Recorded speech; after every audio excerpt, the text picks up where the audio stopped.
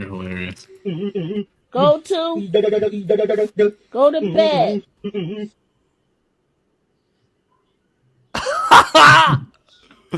Welcome in, everyone, to a very impromptu episode of the Thy and Smy podcast. Ironically enough, Thy and Smy are both here for the first time in God knows how long. But we're also, of course, joined, not as always, but most of the time at this point, Mr. Paulski from the Bearski Film. How you doing, Paul? Good, man. How are you guys doing tonight? Fantastic. Living. Yeah, We're thanks for living. having me on with you again. I always appreciate it. I always like joining you and joining Nick and talking some football. So yeah, I'm really happy that both you guys are on tonight. So we course. can, we can chat a little bit on a Saturday night, Super Bowl Eve. Get some Bears talk, get some Super Bowl talk out of the way, and scratch yeah. that itch. Yeah, I mean, topic at hand. Obviously, the Bears, unfortunately, this past week at this point, have dealt with a lot of loss, right? They lost their owner, the daughter of George Halas, Virginia McCaskey, which is very, very unfortunate. And then earlier today, Bears reported, or it was confirmed, I guess, Dick Jauron also passed away. I think Cliff had a good comment to start things off regarding Mr. Jauron. No, this wasn't it. I can't find it. I don't know if it would just disappear on me or not, but I believe it said that he passed away from cancer, which is just terrible. But yeah, I was telling Paul backstage, Nick, I don't know if you're the same way. Dick Jauron predates my Bears fandom, which is unfortunate. I remember my dad made a comment to me about how good of a coach he was, and all I can tell you is that I think his first year was the 2001 season. I think Lovie Smith replaced him, right? I believe he was So- here 99 to 2003.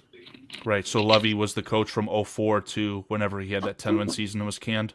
So Dick Jauron, responsible, was the coach for the 2001 season, which was a very, very magical season for the Chicago Bears. They had that run where they had back-to-back game-winning return interceptions for a touchdown by Mike Brown.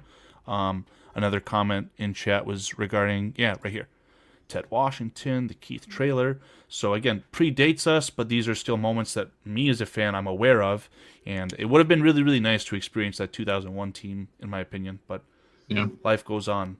Any other comments that you have, or you guys have, regarding the passing of Dick Jauron, Virginia McCaskey? No, but like it's kind of weird to like put it in perspective that she's 102 years old. That she was here to see World War, what was it, World War II? She was here before highways. I mean, that's insane to be around for that much football and that long of a life. So I mean, this sucks, rip, but life goes on. And maybe the Bears will finally sell. Yeah, definitely. And I'm with you, Carl. Dick Jauron does predate my football experience as well. So, I don't have any experiences about him to share or anything like that.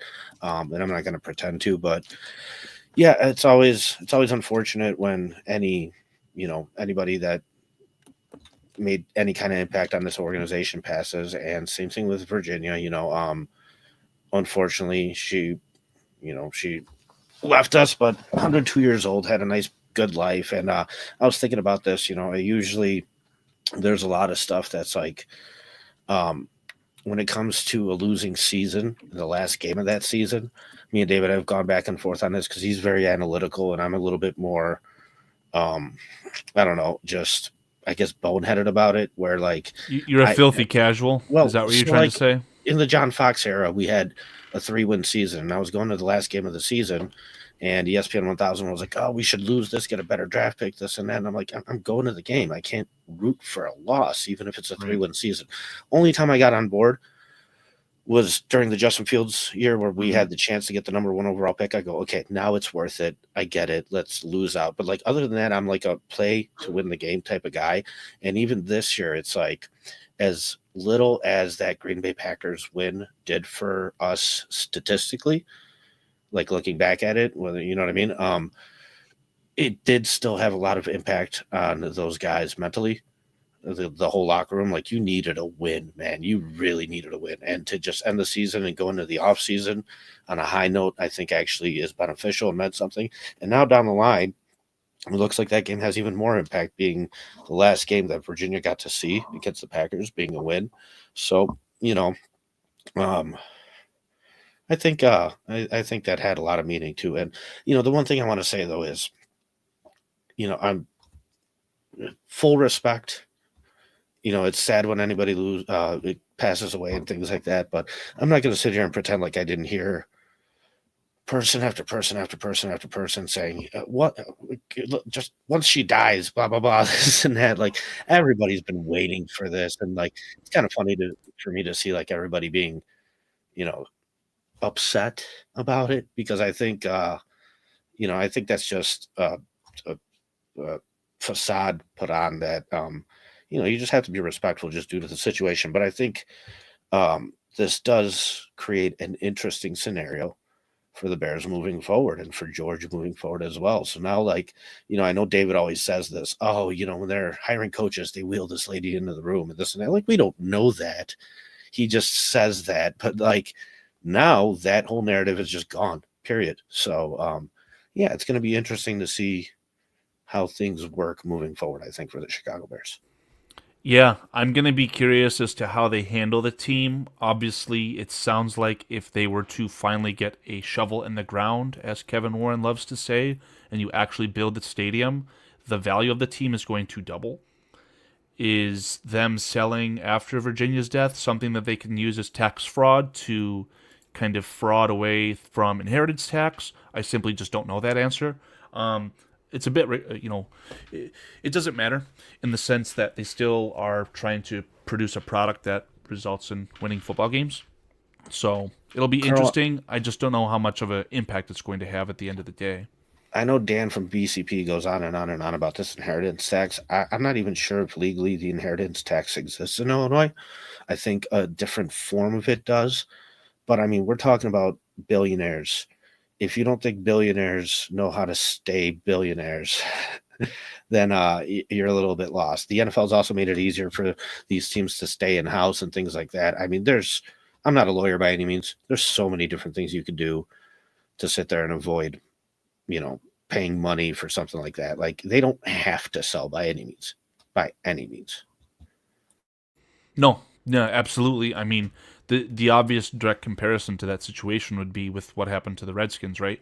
They acquired new ownership. As soon as that new ownership was brought in, seemingly the Redskins were amazing, and obviously it's because they've got the offensive rookie of the year, whatever the case is. But I don't know. Like I said, at the end of the day, I don't think it'll change anything outside of maybe they'll definitely use it as like a narrative to kind of get these guys to play as hard as they can, right? I think on Thursday I made a comment. I don't know if it was live or not, but when a player passes away on the team, they usually have that little black dot on the back of their helmet with the white initials. They're not just going to do that for Virginia. I was thinking that maybe on the other armband they'll add her acronym, so it would be VHM, Virginia Hallis McCaskey, instead of the GSH on the left arm. So it's going to be a big thing. It's going to be a huge storyline. I just don't know how much of a difference it's going to make, and I obviously want the Bears to win, but I don't know if we're in that case. Nick, do you have any more follow-up comments, or do we want to move on to a little bit more football talk? I don't know if I really necessarily have any comments. I mean, it's sad, and everybody this whole season was, saying for them to sell the team, sell the team, sell the team. I think it would benefit them to just sell the team because they're not football people. I think that's been frankly very obvious that they're not. I think they're the only I think they're the only owners in the NFL that their income is solely because of their football team. Everybody else has a different stream of income. So that's probably why they wouldn't sell, but I think it would benefit them in the long run. They're not football guys. George McCaskey has said it time and time again that they're not. So, I mean, that's just my 2 cents on it. And Nick, can I kind of add to that a little bit? Yeah. I don't know if them being football people really matters or not. I think they're not. Yeah, I think they're not business people, and I think that's really what matters. Because at the end of the day, you sell the team, you're not going to get a football guy in here to come in here and buy it. You're just going to get somebody like Elon Musk, somebody out there who's just a businessman who knows how to do business cutthroat. And I think part of it being tied into the family has made them make some business decisions that weren't the best for business. And so, I'm not sure if it matters so much about how big of football people they are, because I don't think a lot of owners in general are football people. So, I think that there's a lot of people that think they're football people and they meddle a little too much. I think that would be an issue, but I'd like to see somebody come in and kind of say, hey, here, this is your guys' thing to do. I'm not going to meddle. I want you guys to handle it. And George kind of meddles a little bit, I would say. And the caveat to that, Nick, is that Kevin Warren, I believe, no, he's definitely not the first team president, right? Like, what was the title that the former Ted Phillips had? Wasn't he like vice Team president? Was he team president? I'm pretty sure he was. Let me double check on that. But there's something different about Kevin Warren, and I don't know if it's like an elevated title. You gotta mute when you use that keyboard, bro.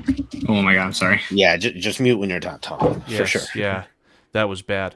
But I feel like Kevin Warren is a little bit more of like a public figure barrier between the general manager and ownership. And I feel like that position and the role that Kevin Warren is playing ultimately seems to be helping. I guess this is a question I have for you guys and for the chat. Do you think that it would be obvious to say that the writing was on the wall regarding Virginia strictly due to her age, right? She was over 100 years old. I think 102 years old. But do you think that George McCaskey and anyone else involved in this situation for the Bears going into this offseason took into consideration that Virginia's time was limited? Because this was a really different approach that the Bears took at this offseason, in my opinion, to the way that they're adding a rookie head coach on what is predicted to be a $13 million annual salary, and the other coaches that they're bringing in that I'm sure are getting paid handsomely. I mean, do you think that this, looming in the future, which obviously wasn't that far away, now, do you think that that weighed into what was happening as far as them making these decisions? I think that Virginia was friggin' pissed and wanted to win. I don't know if you guys ever remember George McCaskey saying that a few years back. That felt like what, like a decade ago, like when he first. I think took so, over, something like that. Yeah, he really tried to pissed. set the tempo. Yeah. So I mean, I don't know if it had anything to do with it per se. I know that I don't want to see if she was involved at all because obviously she's 100 years old. I was listening to Brad Biggs on ESPN, the 670 The Score, and he was saying that up until she was 90-ish, she would still come in on a daily basis, kind of seeing how things are being run, things are being operated, and she still showed up now periodically.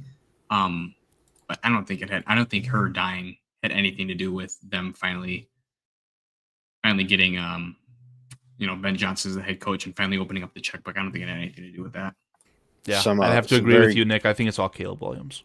Some very great advice there from Cliff Victoria about how to handle ourselves on camera. Yeah, definitely no jerking it on camera, guys. But what if you were straight up jorking it? No, but for real, Paul, would you like to answer this question? What could Muggsy have done? We all know, Dan Shorty brought to light. He was the one to actually report this news for the first time ever. He said that Muggs Hallis's organs were replaced with sawdust. And Carl, I know you saw my comment on BCP when they were saying, "Hey, Virginia McCaskey passed." I go, "What? Let's bring out the sawdust." Time for round two. So yeah, what could he have done? I don't know, man. Like, I've always been the one that you don't have to answer this, man. Listen, I don't. I've never been the one that blamed ownership. Like, I've always been the one that, like, as unpopular as it is, I've stuck up for ownership because at the end of the day, I look at things. Yeah, right. Everybody, hands in the air. Everybody.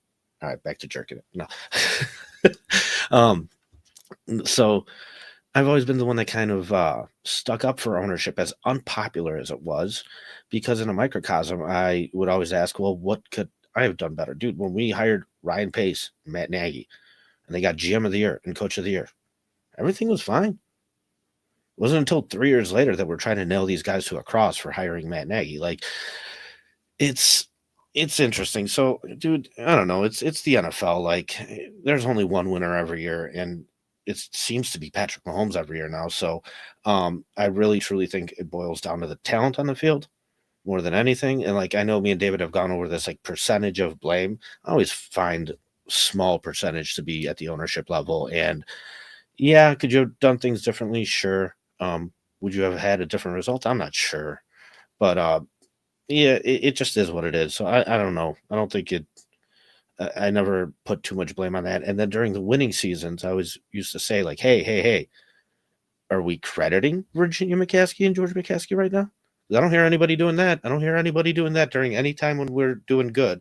It's only during the bad, awful seasons that we're pointing fingers up at the top. So I think you need to give them credit right now for what they've done this offseason. I know that we're I was about to say that. offseason champs, but I mean, I have seen a lot of people be giving them credit. A lot of people have not saying, I don't want to say that they're saying sorry for being so critical, but it's like, attaboy, good job. Now keep doing what you're doing.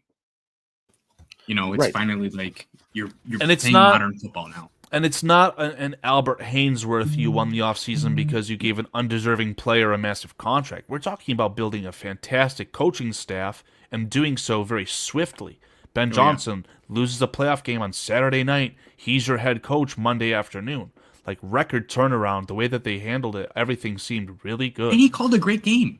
He called a great game. Oh, I'm not talking about that. I'm just saying, you know, the deployment plan from the Chicago Bears, you know, point of view, right?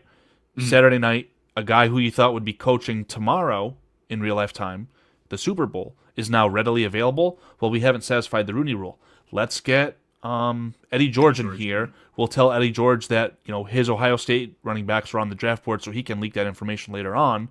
And in return, we satisfy the Rooney Rule and hire Ben Johnson, again, less than 48 hours after he had been, you know, become available. And I believe I heard, I watched the Swift Sports Network video where Rick Smith essentially came to Ben Johnson on Sunday and, you know, deployed all these plans as well. Like, just head to toe, it feels so much different, you know, strictly regarding the coaching staff. I mean, I think we have to give him a round of applause for even getting Eric Bieniemy as a running backs coach. I mean, I know that he wasn't very, you know, he's not revered as a head coach around the league. That was obvious that he didn't get a job, and you know, he went back to USC, and they had a, I think his agent came out and said that they have a mutual, UCLA separation. Eric Bieniemy hired by UCLA. I can't remember if it was the head coach or what it was. All I can tell Assistant you, head coach. he got fired. Yeah, he did 100%, but his agency came out and said, oh, it was a mutual parting of ways. But regardless of that, he's a very smart offensive mind, and to get him as a positions coach speaks a lot to who Ben Johnson is as a coach. That speaks a lot. Oh yeah, Definitely. absolutely, and he's surrounding himself with experience because he knows that winners at all levels. that's the only thing he doesn't have is experience. He obviously was a highly coveted play caller, right? We have a former head coach as our defensive coordinator, so And he he knows the essentially best gets hire of to all. he gets to run the defense. You get to have your leadership with Eric Bieniemy, and I think that Richard Hightower, your special teams coordinator, is an extremely underrated, you know, retention piece because he has top to bottom experience with all the players in the building, aside from this new wave of rookies and free agents, right? Like, retaining him is great. I love the idea of Darren Rizzi, but at the end of the day, Richard Hightower fixed Cairo Santos when the entire world labeled him as a bust because he had a kick blocked by a really good special teams coordinator himself, Rich Bisaccia, right? So I'll digress there, but again, very, very happy with the way that things are trending, and I would hope to say that Virginia McCaskey is proud of this. I think she Yeah. is after seeing the Packers win. So Yeah, that was her And last Bears moment. And you know, I've had to deal with comments from like J2K saying, "Here's the backpedaling. Here it starts." And you know, I'm not going to backpedal. I will admit when, thank you, Bob. Thank you for joining us tonight. Thank you everybody for joining us tonight. I know Carl will go over the chat and give out some shout outs in a minute, but like, I wanted Vrabel. That was my preferred choice, right? He goes off to the Patriots. I'm still not going to sit here and say, oh, I was wrong, because, well, time will tell, right? In like 2-3 years, maybe I'll sit there and say, yeah, I was wrong. I was wrong to want him. But we don't know yet. What I will say right away is I don't think Vrabel could have put together as good of a staff as Ben Johnson has. And that has surprised me. So, like, I'll give Ben Johnson credit when credit's due. Like, he's put together an impressive group of coaches right now, and it's looking very promising on that end. Now, Paul, Imagine Josh maybe, McDaniels. yeah, Josh McDaniels, I don't think I'd be alive to talk to you folks tonight. I would so not be. I would Thank not be rooting for this you, team. Mike Vrabel, for that. Now, flip side, though, there is a certain Thomas Brown who is a member of the Patriots staff. Yeah, Imagine Titans, him right? being retained as your offensive coordinator going into next year. How terrifying would that be? Yeah, I mean, I'm happy they brought in Declan. I know he doesn't have really any play calling experience, but he's one of the up and coming coaches. Coach with Sean Payton. That says a lot. That's a lot of experience that he got when he was coaching in New Orleans those years. And now being with them again in Denver. I mean, you're gonna bring. That's the biggest thing with him is that he's bringing in so many different ideas. He's bringing in different coaching trees. He's not sticking to one coaching tree like a lot of other teams have done, and a lot of our past coaches have done. He's doing something different, and it's nice to see. It's refreshing. Well, it's And also let me clear out the low hanging fruit, right? A lot of people will say, why is Eric Bieniemy underneath Declan Doyle and having Declan Doyle call plays? Because he's not. Ben Johnson is the offensive coordinator by trade. Declan Doyle is the offensive coordinator by name. Declan Doyle is essentially a henchman. He's younger than any of us on this panel currently. Maybe Nick. I don't know about Nick. He might be exactly Nick's age. And he's going to be grinding tape. That's his job. He's going to be kind of the extension of Ben Johnson because Ben Johnson has added responsibilities and doesn't just get to just be an offensive play caller, right? So, again, masterful job of them, assembling the staff. Just kudos to them.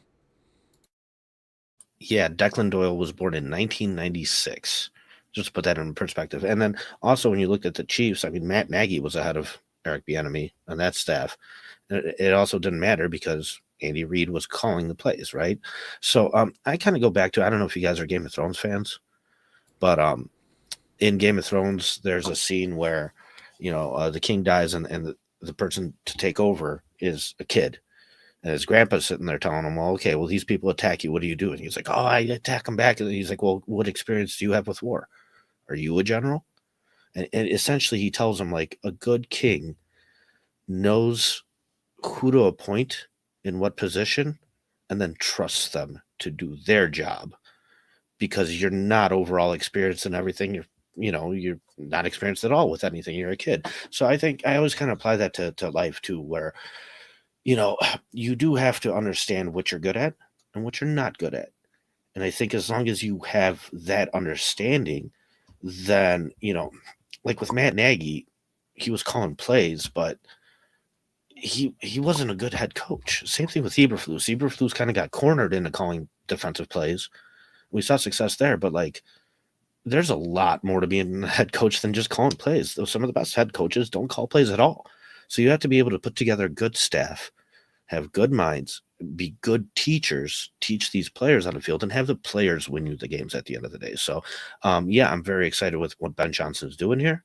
And I think, as time goes on, I'm actually buying in more and more and more, which is scary because I don't want to, man. I'm so hurt and jaded, but like, I can't help myself. Like, this is good.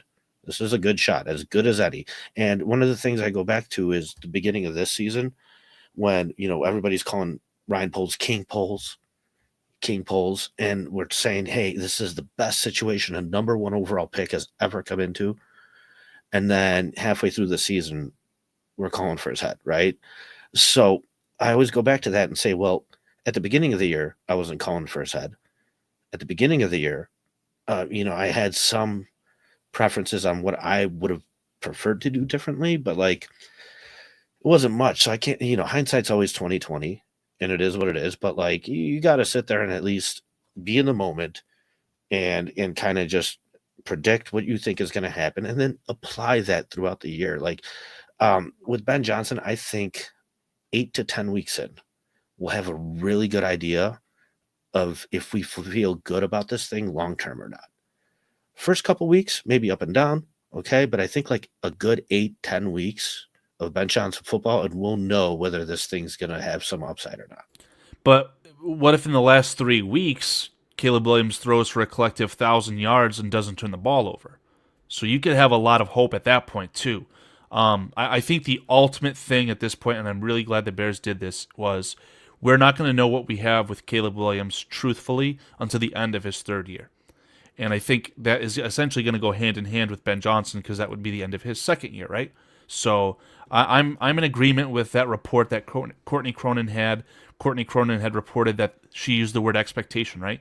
The expectation was that Ryan Poles was going to get an extension that aligns with Ben Johnson because all of us in Chicago media, scoundrels, Twitter bots, whatever you want to say, we all talk about the alignment, right?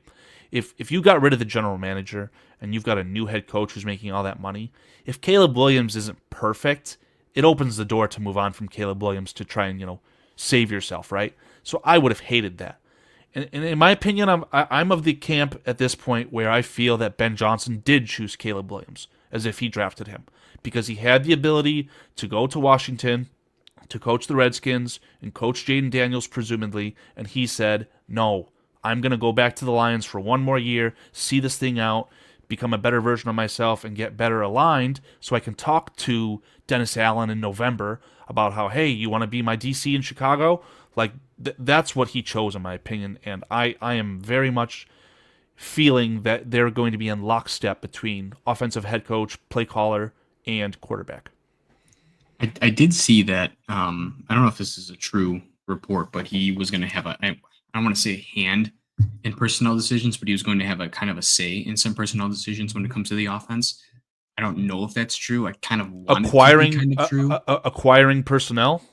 I think so. I think they said, I saw something, he's going to have a hand in drafting and free agency and what he's looking for. I mean, you obviously... We've seen the clips of Sean McVay, right? Like, listen, you guys should look up the clip of Sean McVay talking about Puka Nacua before he's drafted. Yeah. It's just masterful stuff. And that's the type of stuff where, before this all snowballed, I started the hashtag McVay to Chicago. And ironically, we're halfway there, right? Cooper Kupp's going to get traded. All it's going to take is for Matt Stafford to say, I'm done of my wife cheating on me, and he's going to retire too. Then maybe Sean McVay wants out. But end of the story, Sean McVay has a hand in personnel decisions, and look how that is turning out. So why can't Ben Johnson? Yeah, he should. He should. And so should.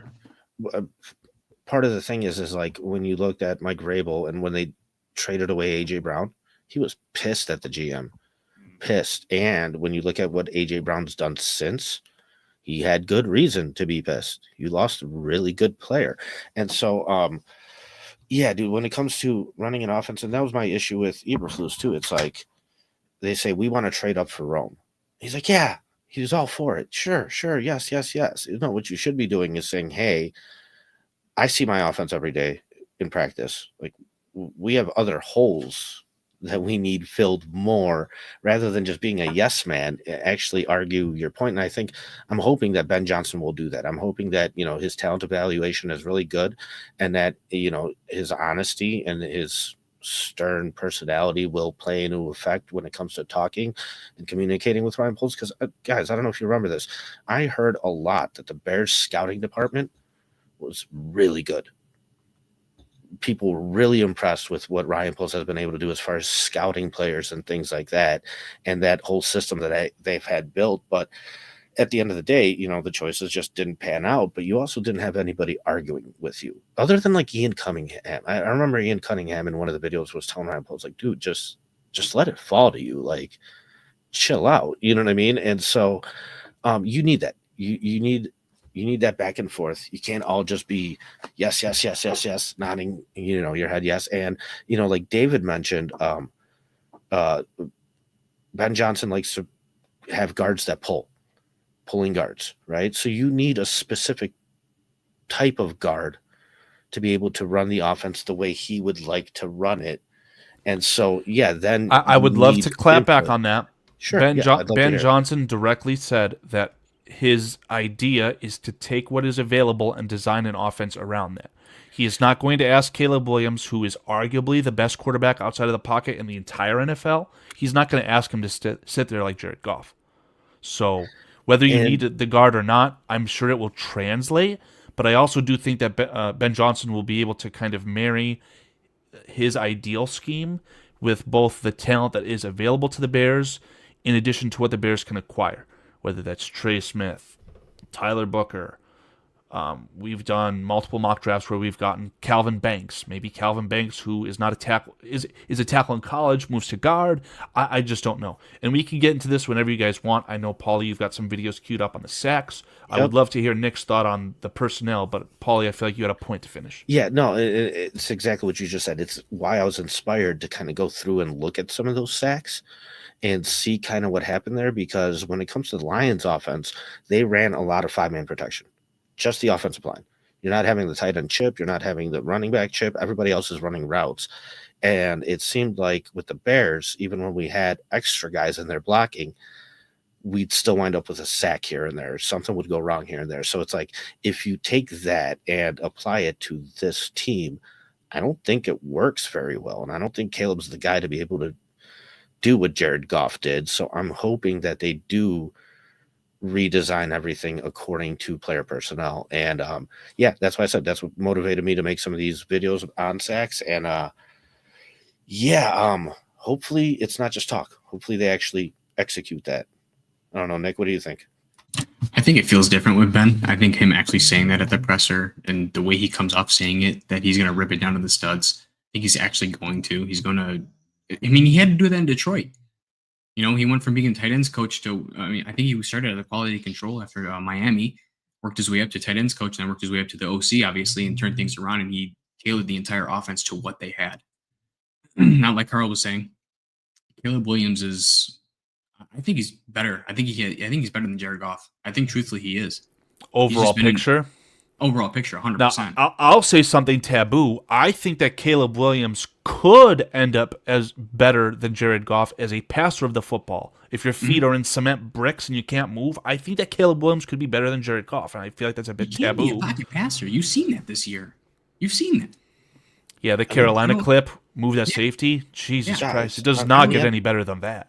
On the NFC side, and we've talked about this on Bearski Film, on the NFC side, who are the best quarterbacks? Jalen Hurts is in a Super Bowl again. Jared Goff. But not because of him. Yeah, thank you, Saquon Barkley. Jared Goff, who's overexceeded career expectations. There's an old man in here. What happens when he doesn't have Ben Johnson as his coordinator? Correct. And so you look at what, Brock Purdy? Like, who's next? Brock Purdy? Jaden Cousins? I guess Jaden Daniels, right? Like, but it's a very NFC's very small weak and thin list. Do we want to do a quarterback tier list, boys? Dude, if you want to, I'm down. Like Jordan Love, like who are you putting up there? He had a very down year this year. Of course. So like Caleb Williams has the opportunity to, in my opinion, be a top quarterback in the NFC easily. 100%. He's because the NFC is so weak in quarterbacks. I mean, Matt Stafford, like, I don't know, like there's a handful of guys that are more accomplished just due to their resume and experience. But when it comes to potential, I think the potential for Caleb Williams is huge. Yeah, it's through the roof. I mean, it really is. So, Nick, I don't know if you heard this or not, but there was a little report that came out from a source that I kind of trust, saying that Carl's laughing. Sources close to Bearski Film reports. Sources close to Bearski Film. So this came out saying that Shane Waldron wouldn't even review tape enough. Yes, I've seen this. And then you had to go to I told Carl, it's like Harry Potter style. Like you have to go do it on your own. Yeah. Whereas Ben Johnson's like football obsessed. Yeah, no, and I love that. I think that's exactly what he needed. That's exactly what this team needed.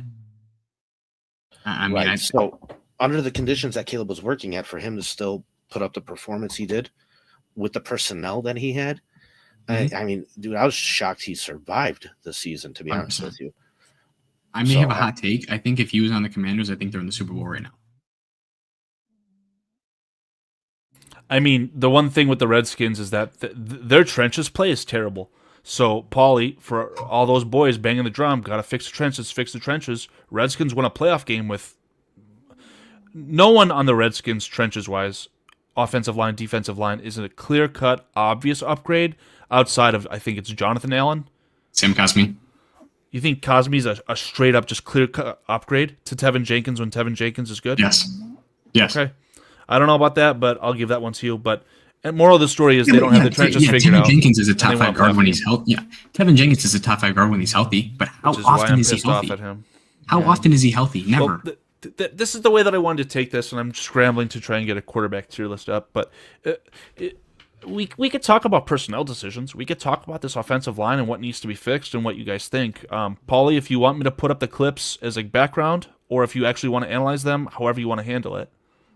What do you guys want to do? I mean, do you guys want to see some of the sacks that Caleb took? I mean, I have different videos. I have the first 3 weeks sacks, which is right here. We could just talk over it. I mean, there's a lot of, like, that first one was just flat out interior pressure. And again, these are the first 3 weeks of a rookie quarterback in the NFL. Correct. And so when you sit there and you take like these, all 22 tape and you like hyper analyze them, you could say, oh, well, right here, you can make a throw or something. I mean, at the end of the day, you have to consider that this is a guy in his 3rd game in his NFL. So like dumping the ball off in critical moments and things like that. Sometimes it's just not going to happen. But when you look at the interior line and the way they performed, the way they communicated, it was a mess. There's a Houston in this game, I think, laid out the blueprint for the rest of the league as far as get pressure from the inside. Get pressure from the inside. Nate Davis was terrible. You see 64 whiffing on a lot of blocks. Oh man, this hit right there. That was. Wait, hold on. I'm gonna like actually watch this intently. You're thinking that the Texans had the blueprint as far as it being interior pressure? There was a lot of stunts. Initially, sure, yes. You're right there. But I just remember that game being Danielle Hunter showing you why he's an icon. I mean, the other rookie. Yeah, but then what else? He didn't do anything else the rest of the season, though. Really, he didn't. Danielle Hunter. Yeah, he didn't stand out the rest of the season. Yeah, because D'Amico Ryans peaked. What a surprise! I'm just kidding. I don't know. So I'll show you some examples here, Carl. For you can clearly see that stunt. I just saw that stunt. Right, Top. a lot of stunts a lot of would them. fool these guys completely. So like, see right there. Yeah, but how many people are rushing? That's 6, right? But that's 6 on 6. It comes back to Nate Davis just standing there, not touching it. Yeah, but they're not passing blocks off the right way. They're all holding on to the 2 people holding on to the same block when they see a guy running past them. So let me present this argument then. I'm not a football guru. I do feel very strongly that when you're talking offensive line, it's very much 5 = 1, in the sense that you're better as a cohesive unit as opposed to, let's just say, I'm still a proponent of making Trey Smith the highest paid offensive lineman in NFL history, right? He's not going to fix everything by himself. No, of course not. So you need to have these guys have a good scheme, and they need to be well coached and be better together. So that being said, if we want cohesion, does it sound like we want to bring guys like Tevin Jenkins and Coleman Shelton back? Speaking of scheme, Carl, it's examples like this where you have Cole Kmet, who's supposed to pull across the whole line and block the edge rusher. But look at what Braxton Jones does here. Goes inside, doubles a guy with Tevin Jenkins. Meanwhile, Cole Kmet whiffs his block. And now you have Braxton Jones just sitting there. Yeah. And this is what I'm saying with Ben Johnson. 5-man protection. Like, simple, just go out there and do your job. Like, we're not going to sit here and play these kind of games just to have their title with the block. But I mean, dude, some of these were ugly, and a lot of it was Nate Davis. Like Nate Davis, Coleman Shelton. Does 97 get the sack here? Yes. You know that Mario Edwards Jr. is like a Chicago Bear icon too, right? Yeah. That he's just a fucking fantastic player, even if he did abuse steroids. But you got to be honest, though. A lot of this does come down to coaching too. Chris Morgan, I think that's his name, correct? Simo, Chris Morgan. Yes, but the thing you're about to say, Nick, Shane Waldron apparently had scrapped 2 years. I don't know if it's specific to the run game. Run game. He scrapped run game. Had nothing to do with the pass game. Okay. But like, he didn't have this line playing as a hive mind at all the entire year. At all. That's what you need to do. You need a quarterback of the line. You need your center to be the quarterback of the line. You need everyone to play with the same mindset. They didn't do that at all the entire year. Everybody was here. Everybody was there. Ton of miscommunication. I mean, look, you 100%. Got 6 men blocking here. You got your running back blocking. And what happens? Darnell Wright whiffs a block. Mm-hmm. Your running back's inside now, trying to run around, and it's over. Like, yeah, go ahead. To go off of the communication part, do you have? I think you only have the first 3 weeks, correct? No, I have the first 3 weeks. I have the whole 49ers game sacks. I have the Patriots game sacks. No, I have the Seattle game sacks, and I have one more. I think that I did. I'm not sure. Because I wanted to see if you could pull up when talking about communication. If we could pull up, maybe I can try to find it. We'll see. But when was it Cole Kmet and who was it? Roshan Johnson, or it was another running back or something. Cole Kmet and somebody was holding up Jonathan Grenard for like 5 seconds, right? And then after 5 seconds, they both let him go, and he goes to sack Caleb. Like both of them let go at the same exact time, and both sprint it out to the same flat with each other. Carl, you could remove this one if communication you want.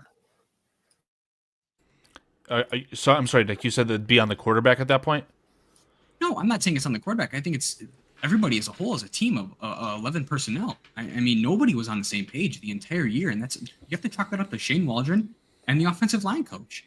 And I mean, every other position coach too, to be honest. I mean, you're letting the rookie out there to fend for himself, which he did a great job of doing. But I mean, it's plays like that, and no shade on Cole Kmet, whatsoever. He's a great player. Nothing to do with him, and even the running backs, they're not terrible players. Yeah, no, go ahead. I'm sorry. It comes down to a lot of accountability. I mean, you have two guys holding the same block and then both shedding the guy and letting him go in to get your quarterback. It should be one guy needs to drop off or another guy drops off, or you both stick there and take on the fucking block. Right. And dude, I do think it's actually on the quarterback though. And it has a little bit to do with him, but I mean, he's a rookie. I'm not going to right, exactly. the blame on him. He's a rookie quarterback going through his pains. He's going to go through his pains. You can't expect. Jaden had a great year. He also had a lot of miscommunication with himself and his O-line too. It's going to happen no matter how good you are. Justin Herbert, his rookie year, threw for 4,000 some odd yards. Communication errors. It's going to happen. But you can't get away from that. And I'm not going to sit here and like some people are hanging it all on Caleb because. Yeah, he had a lot to do with it, but even going back to the chart we brought up last time we were on, how he evaded 50 sacks on his own. That's ridiculous. Which was twice the amount of the next closest person. Lamar with 28. That's ridiculous. That's what I'm trying to say. Like, Caleb Williams is a very special talent. I mean, it would just be silly not to say that some of it is his fault because it was. 100% is. He's a rookie. Is. The issue is there's so much chaos going around you consistently that you're trying to do the best you can with it, that when those situations come up, when it is your fault, okay, but the past 9 were not, and I just tried to save us and, bust my ass to get us out of those bad plays, and yeah, this one's on me or whatever, but I'm, all these guys, I remember Urlacher saying, like, dude, if the team that we're facing scores 3 points, I feel like we failed as a defense. Like, my goal as a defensive player is to shut out every opponent we play. Not realistic at all. However, that's his mentality. So like that's where these guys are at. They're professionals, right? You're going to go through, you're going to dissect, you're going to say, yes, I could have done this better. Yes, I could have done this better. Dude, there's a lot of guys around you that could have done a lot of things better. Like, you're not going to call them out and things like that. And when you go through and hyperanalyze, you can see all sorts of different examples. But when you take the situation as a whole, and then you hear the things about Shane Waldron and everything like that. And then you also had injuries to tackle position. And like these guys are whiffing blocks. Caleb was still able to set rookie records for us. So like, despite everything around him, he did the best he could. And he still had a lot of success, which makes me excited for the future because it's just like, dude, just put some structure around him. And it seems like Ben Johnson is going to do that and more. I think that would, lead to a very different looking offensive team that we saw this last year for sure. I mean, I'm surprised I'm not shaking a fucking champagne bottle and blowing it open with how good he did this year because I go back and look at Justin Fields' rookie year. He threw for 1,600 yards, and I was like, oh, this guy's going to be an MVP. We all said that. We were like, this guy's going to be the best fucking quarterback that's ever happened to us. And well, Nick, let's be very honest. I know BCP feels the same, but Nick, we started the channel with the idea that we had a really good quarterback with Justin Fields. We were wrong, obviously. Yeah, I mean, I'm trying to find because I wrote it down, but I have this a bit memorized, right? Caleb Williams is a rookie. Accounted for the most total yards in a Chicago Bear in their franchise history, with 2 different head coaches, 3 different offensive play callers, and a starting 5 offensive line that never saw the field under Ryan Poles' vision, right? I truly feel that Ryan Bates was supposed to be the starting center, and then you just kind of go down from there, right? We never saw that. So Caleb Williams essentially never had a good chance, and he still broke a record. I'm very, very convinced of Caleb Williams being a good quarterback. Do we want to continue to take a look at these sacks, or do we want to move on to the NFC quarterback tier rankings? Because I finally got that sorted. Up to you, Paul. Up to you guys. You guys make the choice. I mean, I have the videos ready if you want to see them, but there's more videos, right? So let me get rid of these. You have to remove them, Paul. Okay, I'll remove the sacks 1 through 3 because we saw those. We still have the 49ers, the Patriots. I mean, I have the Arizona sacks. Well, how about But this? let's look Can at the you highlight- 49ers because it's just later in the season. Sure, let's Right? take a look at it. So Now- Yep. What are you saying, Carl? I was just going to say, while we're watching this, we could analyze if you want, but I kind of want to hear Nick's thoughts on personnel decisions, what he'd kind of like to see the Bears do. Let's keep it specific to the offensive line. So what do you mean? Well, I would have to assume that your priority would be Trey Smith if, given the option, right? 100%. Well, outside of Trey Smith, again, I think your options are A, Chiefs witchcraft. He will never see free agency. I don't think he will, but Or B, Carm did us a solid after, at surface value. Carm scared off Trey Smith from Chicago, yeah. right? Can we talk about that for a second? How Go for it. fucking stupid was that to be sitting there fanboying over him, being like, "Oh my god, come to Chicago, come to Chicago." Why would you do that? It's to a free agent? unprofessional and makes his So network unprofessional. lose He's there credibility, as a right? chief. He's not there as a bear. Now, let me paint this scenario. Imagine Nicholas Moriano got a chance to talk to Trey Smith under CHGO's tutelage. And now we're talking about, no, let's do Carm. I mean, I don't want to sandbag on anyone. I have to be very honest with everyone.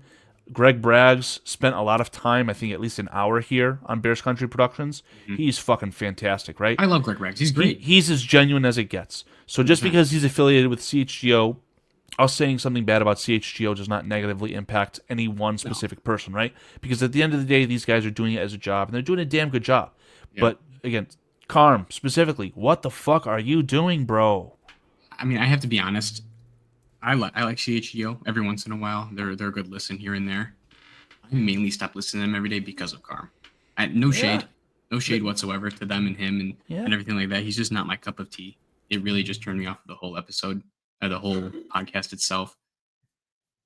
I don't know. It's something about him just rubbed me the wrong way. I don't know why, but Guys. letting go of Moriano and Will, and that was just an insane move the week before Christmas. But that's not here nor there. Yeah, guys, it's plays like this that really draw my eye to the left tackle position. I mean, look at number 70. Look at Braxton Jones here. And he's got help at face value with Swift, right? I don't know what Swift does.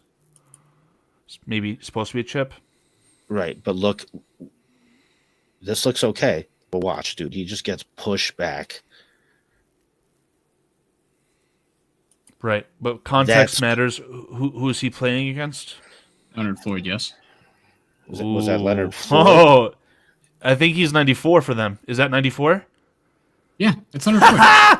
Yeah, Gumby's not known for power. He's a good player, right? We drafted him in the top 10. He's a good player, but that should not be happening to that. I can promise you that he did not do that in practice against the All-Pro left tackle. I can't think of names right now. Still, like, the need for center, the need for tackle is very, very obvious for this team. Need when for you a whole look new at- 5 starting line. Trent Williams. Now, the problem here is Rome wasn't built in one day, right? So when you look at the actual roster construction, Braxton Jones is your starting left tackle and was drafted in the 5th round, so I don't even know if he's making $1 million a year. It could be the best, contract in the NFL as far as a starter is concerned. Why would you just throw that away when you literally, out of your interior, right now as things stand currently here on February 8th, the only interior lineman between left guard, center, and right guard that the Chicago Bears have under contract at either starting or the secondary positions is Ryan Bates. You've got to fill 5 positions on the interior offensive line unless you're going to, go the, asinine route of having that one former defensive lineman. I can't think of names right now, guys. He came in the Panthers game. I can't think of his name, but he's like an undrafted guard. Like, you cannot rely on him either. You need to fill 5 positions. Curhan or Bill Murray. Thank you, thank you, Nick. Bill Murray, Bill yeah. Murray, right? You cannot have him be, penciled in at anything. So you have 5 positions you need to fill, and you're going to tell me that you're going to spend the 10th overall pick on a left tackle, and that's it? Ship out Braxton Jones, trade him for a bag I of don't peanuts. think you need Braxton Jones, though. Karan Amagaji, he's just worthless too, right? I mean, No, I think I that don't. the Bears should not really add that much to the left tackle position, but there's a sneaky little move that they can make in the draft, which would be to draft either Calvin Banks or, in my opinion, hopefully something stupid happens and Will Campbell falls to us. I've done some mock drafts. I don't think that Will Campbell makes it out of the top 5. That's just how the NFL is, right? Left tackles go in the top 10, period. My one argument with you on that is that if there's a clear upgrade at left tackle, you have to take that upgrade. There are no ifs, ands, or buts about it to me.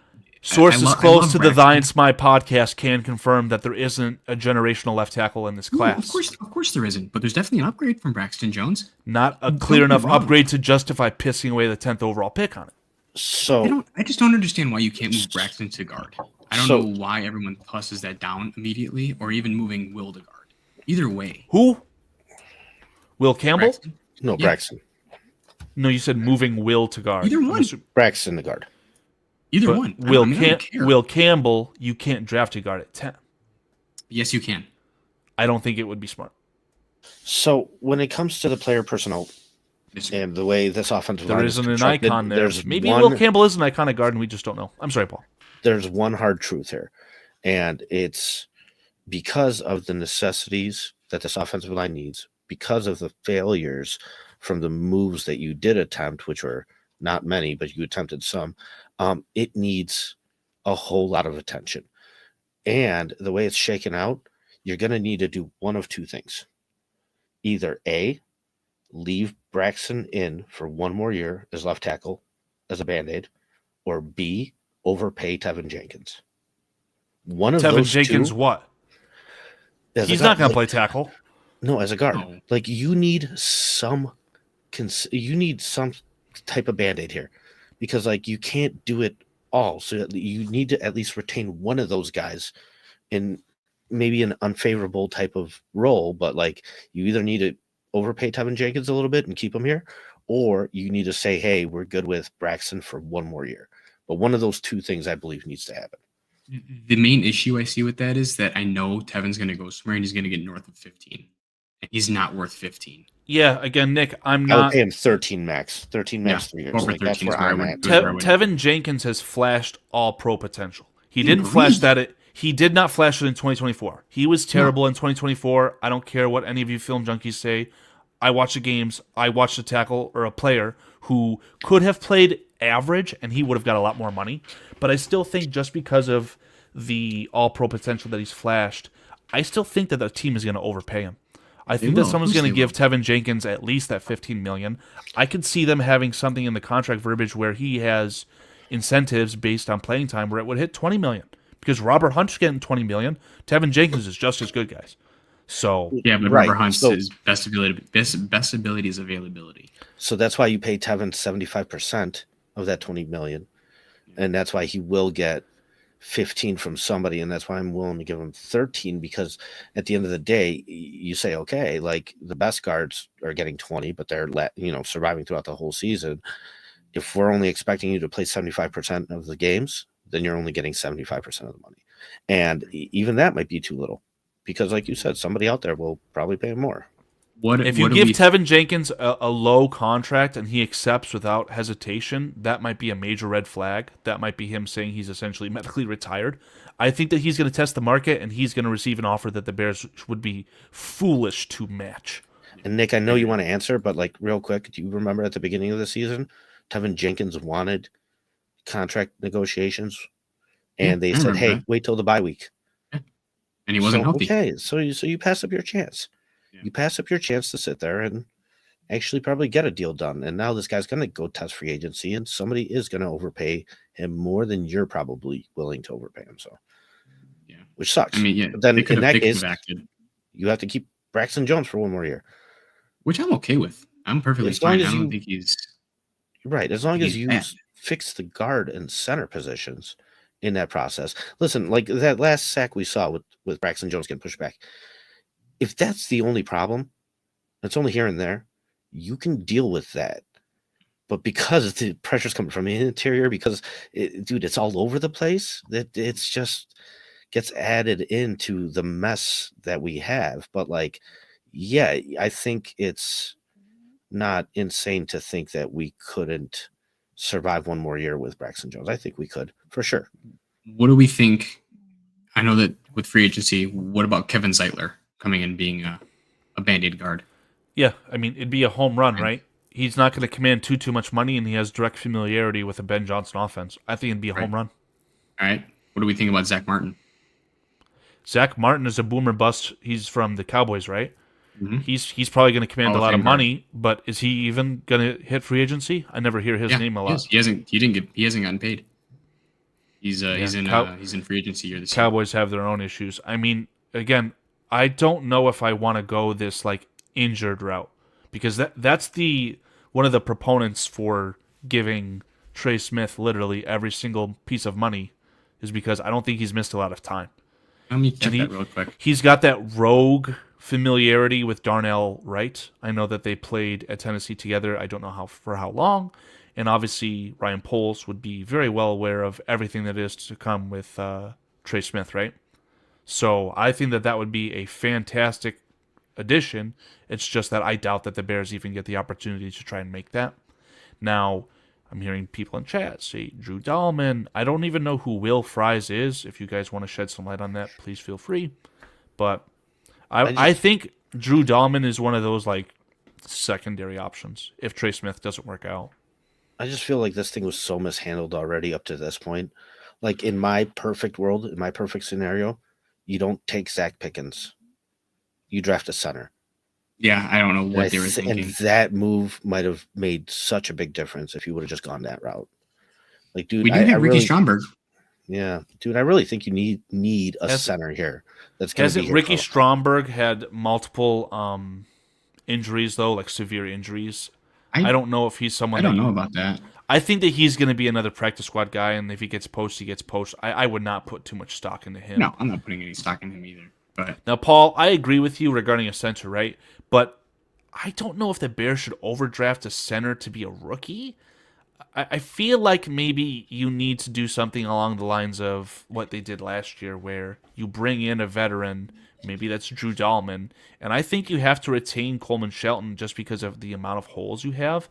And I do not want Coleman Shelton to be given the starting center job. I don't think that he's good enough to just say you're the starter and that's it. But I don't know if it's worth drafting a rookie over drafting him and having him be the starter. I don't know. It's just such a precarious situation. I can talk myself into either side of the fence, unfortunately. From what I'm seeing, Trey Smith has missed one game. Yeah, and the only reason I was told he fell to the 6th round is because he had an issue with blood clots, and he was like a 2nd-round talent, right? So again, I'm very much okay with giving Trey Smith the highest-paying offensive lineman contract in the history of the NFL. 20. I would give him north of 20, without a doubt. I think that the highest-paid offensive lineman in the NFL currently is $28 million. I think it's Penei Sewell. Oh yeah, well he's a tackle. That's a different kind of money though. Right, but like if we need to poach blue chip talent away from a Super Bowl winner, giving a guy $25 million, maybe it can't all be fully guaranteed. Maybe you give him a lot of escalators. Hey, if we win a playoff game, you're going to get $1 million. Oh, we can win the playoffs, whatever. So there's a way to get it done. But the only issue I'm seeing here is that Washington has over 100 million cap space. I think Patriots have over 100 million cap space. Does he see a brighter future with the Commanders? Does he see a brighter future with the Bears? Does he see a brighter future with the Patriots? It may not always just come down to the dollar. He's seen a lot of success in Kansas City. Well, I'll tell you guys what. Okay, so even if we do that, we still have plenty of offensive line issues. We still need guard, center, and then even the depth there is lacking. And when it comes to Tevin Jenkins, the reason why I'm kind of for overpaying him, I think he's totally got the leverage in this situation just due to the amount of problems and the amount of holes we have. And even if he's not capable of surviving a whole season, as long as you pay him accordingly, I think when he is out there, he makes a big difference. Guys, in my time putting highlights together in these last couple of years, he's been the only offensive lineman that I've been able to make highlight videos of. This guy plays through the whistle. Dude, I remember seeing like Eddie Jackson avoid piles. It's just like, oh no, they got it. Meanwhile, like Tevin Jenkins, even if there's a pile up, he's just the last guy on there through the whistle, just coming in, beating the crap out of people, pushing people out of bounds. Like his motor is crazy good, and his health is not. And so like, yeah, you worry about those two things, but like I said, we need some kind of consistency here. And maybe, just maybe, if you could get some other things better around him, maybe that does help him stay a little healthy too when he doesn't have to sit there and, do more than he has to do. So I don't know. I just think that he's in a situation where he's got the upper hand on us. I don't think we can afford to sit here and lose Lyman at this point. So really quick, I pulled up the upcoming free agents. Would you guys mind if I ran through the top 10 and tell me who you guys might Let me think? just ask Paul one question while Tevin Jenkins is on the mind. Did you see what you explained about Tevin Jenkins in 2024? No. Thank you.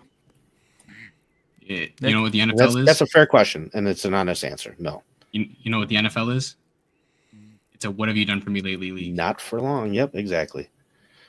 Yeah. So, all right, here really quick, I want to go over the 10 offensive linemen that are coming available in free agency, and I want to hear what you guys maybe think about them and where you would stand with them. Go for it, man. So I'm just going off of it's sorted out as to what their actual annual value would be from their previous year. So at number 1, you have Zach Martin. He's 34 years old. You got Cam Robinson, Minnesota's left tackle that they traded for from the Jags this year. I was really Scherf. mad about the Cam Robinson acquisition by the Vikings because it was pennies on the dollar. Oh, yeah, but that's a great trade. I watched a lot of Vikings games, and I didn't see him standing out, and I genuinely don't think that he would be a clear-cut upgrade to Braxton Jones. Didn't he get hurt? Cam Robinson? Yeah, didn't he get injured in a game this year after they traded for him? I'm not sure about Christian that. Darris- It's very Christian possible. Darris that went down? Darisaw had essentially a gruesome season-ending injury. I swear to God, And I think he's a game- great. I think he is great. I think a game that he went down. I can't remember, but I don't know. It's very possible. All right, what do we think about Brandon Scherf, guard, 33 years old, out of Jacksonville? If Jacksonville is willing to move on from offensive linemen, just that philosophy alone, I'd say stay away. You're saying 33 years old? He's 33, but he's a very good guard. At right guard? I think he's a left guard, if I'm not mistaken, or he might be a right guard. Well, if it's a comparison with Zeitler, I'd rather have Zeitler. Agreed, 100% agreed. Can I quickly address a comment we have in chat? Yeah, from who? Googly Bear. Jenkins was a tackle. He was a right tackle. Yes. So a lot of these guys come tackle. in a left tackle. A lot of these guys come in from the draft as a tackle because tackles make more money. So like you want to sit there and push that because you're going to get better contracts as a tackle. But the second they got him, it changed to guard because they're like, no, dude, you're a guard. So even though he was drafted as a tackle. Sir, Tevin Jenkins played right tackle at Oklahoma State, I believe. And what happened was he was drafted by Ryan Pace as the left tackle. He started at left tackle, and it was a terrible showing. Yeah, and definitely. Ryan Pace, Nagy, whoever it was, they said, "Oh my God, our second-round investment, who I believe the Bears traded up for, is sinking like a rock in the ocean." And they moved him to guard. I believe he was moved directly to right guard. And let Dan Shorty speak for himself. He thinks that he was a Hall of Famer at right guard. I don't know if I agree with that. I agree totally. He was so good. He was so good. I feel like Tevin Jenkins' best ball was in 2023 when he actually played left guard too. Like I saw all pro traits from Tevin Jenkins at left guard. The issue, though, Carl, is like you sit there and it's the NFL, and like you have to sit there and really work on your craft. And it's very, very, very, dude, there's a lot of details involved, right? So, like, you moved Tevin Jenkins from right guard to left guard because you went out and got Nate Davis. That's fact. And so, like, man, that was Nate such Davis, a terrible move now. Right, dude, you should have just left Tevin at right guard. The right guard, Nate Davis, he wasn't an awful idea of a signing, right? The idea, Chase Claypool wasn't a bad idea either. I think there's a Virginia McCaskey effect where Nate Davis's loved one, presumably his mother, passed away, and the football left Nate Davis. So I would have loved to see Nate Davis fully healthy, physically and mentally, because maybe, just maybe, he would have been able to pan out. But obviously that ship has sailed. At this point, I doubt he takes another snap in the NFL. I mean, it was just such a flame out. And I understand why they moved Tevin Jenkins. And again, I'll stand by it. I saw all pro traits from Tevin Jenkins at left guard. Yep. But when he needed to show those for the Bears desperately, when the Bears needed that desperately in 2024, there was none of it. So how can you trust this guy on a new contract? I just feel like if you would have left him at right guard and put Darnell right there, at least you would have had some strength to your offensive line. But now we're talking about acquiring a left guard, and they'd have to do something stupid along the lines of asking Larry Borum to move there. Like, I think that when you take the 5=1 philosophy, moving Tevin Jenkins to the left was fine in the moment. It didn't work out, so be it. I mean, that's fair, but agree to disagree. Yeah. All right, you guys ready for a couple more names? Please. Ryan Kelly, center for the Indianapolis Colts. A little bit too old, right? I like a little bit too old. Now, conversely, Drew Dalman, the center of the Falcons. I like Drew Dalman as well. He's a rookie. Not a rookie. He's coming off his rookie contract. Yes. I mean, the Falcons, I believe, at one point, I don't know if every single offensive lineman they had was a first-round pick. I mean, you cannot sign everyone. So I do think Drew Dalman gets a chance to be signed by the Chicago Bears, and I would put him in that second tier. Can't get Trey Smith on the first day during the tampering period. Let's go get Drew Dalman. I think you still try to get Drew Dalman on the first day.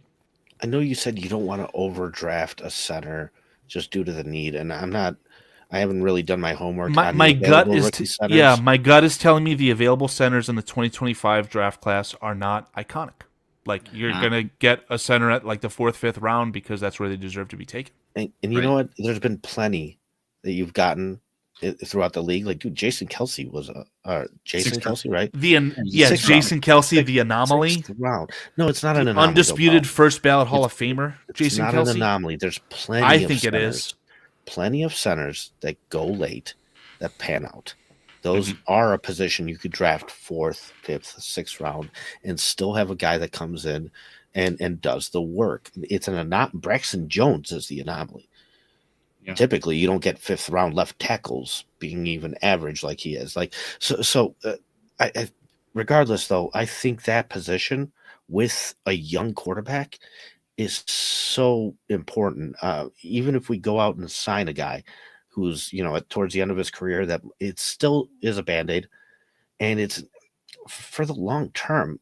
It might help you now a little bit, but like, dude, you need somebody in there that's going to be snapping the ball to Caleb Williams for the next years. Yeah, you're right, and that's why I don't like the idea of getting an old guy, because I think you need to have something tangible there. So I feel like my preferred method would be to retain Coleman Shelton. Again, do not hand the job to Coleman Shelton. And Coleman Shelton has a track record of being able to play at either of the positions interior, I believe. So if Coleman Shelton doesn't work out at center, maybe he's either at the very least insurance for the guard position. But like, Drew Dalman is the one who stands out to me as far as like just names without doing too much research, because he's a first-round pick, he's talented, and he's just not some scrub, right? Conversely, you could get a rookie, hope the 4th, 5th, 6th round guy is good enough, but he's a rookie. I would want something with someone who has a little bit more experience, being, the person snapping the ball to our very young quarterback who's going to be learning a new offense. All right, I got a couple more names. I'm going to get these out really quick. Mekhi Becton, guard for the Philadelphia Eagles. The weakest link of Philadelphia's offensive line, the failed tackle. I mean, I wouldn't give him a lot of money. He's like he's like the 3rd tier, in my opinion. He's not playing terrible this year, I'll tell you that.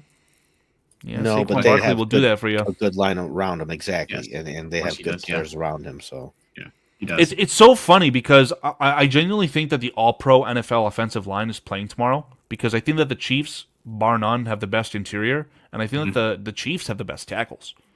So the Eagles, you mean? That's what I mean. Yeah, I'm sorry. Okay, I was going to say. I don't know if you've heard me say this, Nick. I feel like both of the Chicago Bears tackles would both be strong upgrades for the Chiefs tackles. Oh yeah. Well, they have Joe Thuney playing at tackle right now, though. He's been playing lights out since. No one's upgrading Thuney up from the Bears. But if Thuney plays guard, the tackles that they started the season with, one idiot who's always 10 yards behind the line of scrimmage, every play, something like that. I think that Darnell Wright and Braxton Jones are clear-cut upgrades for both of them. I 100% agree. 100%. And that's why I go back to like saying, okay, well, it is on the quarterback then.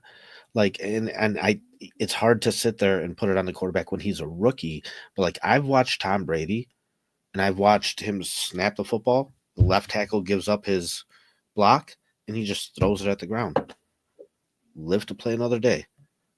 So Caleb being athletic is going to try and make something out of that play, which Tom Brady wasn't. You know what I mean? But was Tom Brady doing that the year that Drew Bledsoe got injured? Nick, he was Oh, doing sorry. that So sorry. throughout. He So was sorry. doing that throughout the second half of his career consistently. second half of his career after he had Correct. Super Bowl Not as a victories under his rookie, belt. Not as a rookie. And so that's what I'm saying, Carl. It's hard to sit there and put it all on Caleb.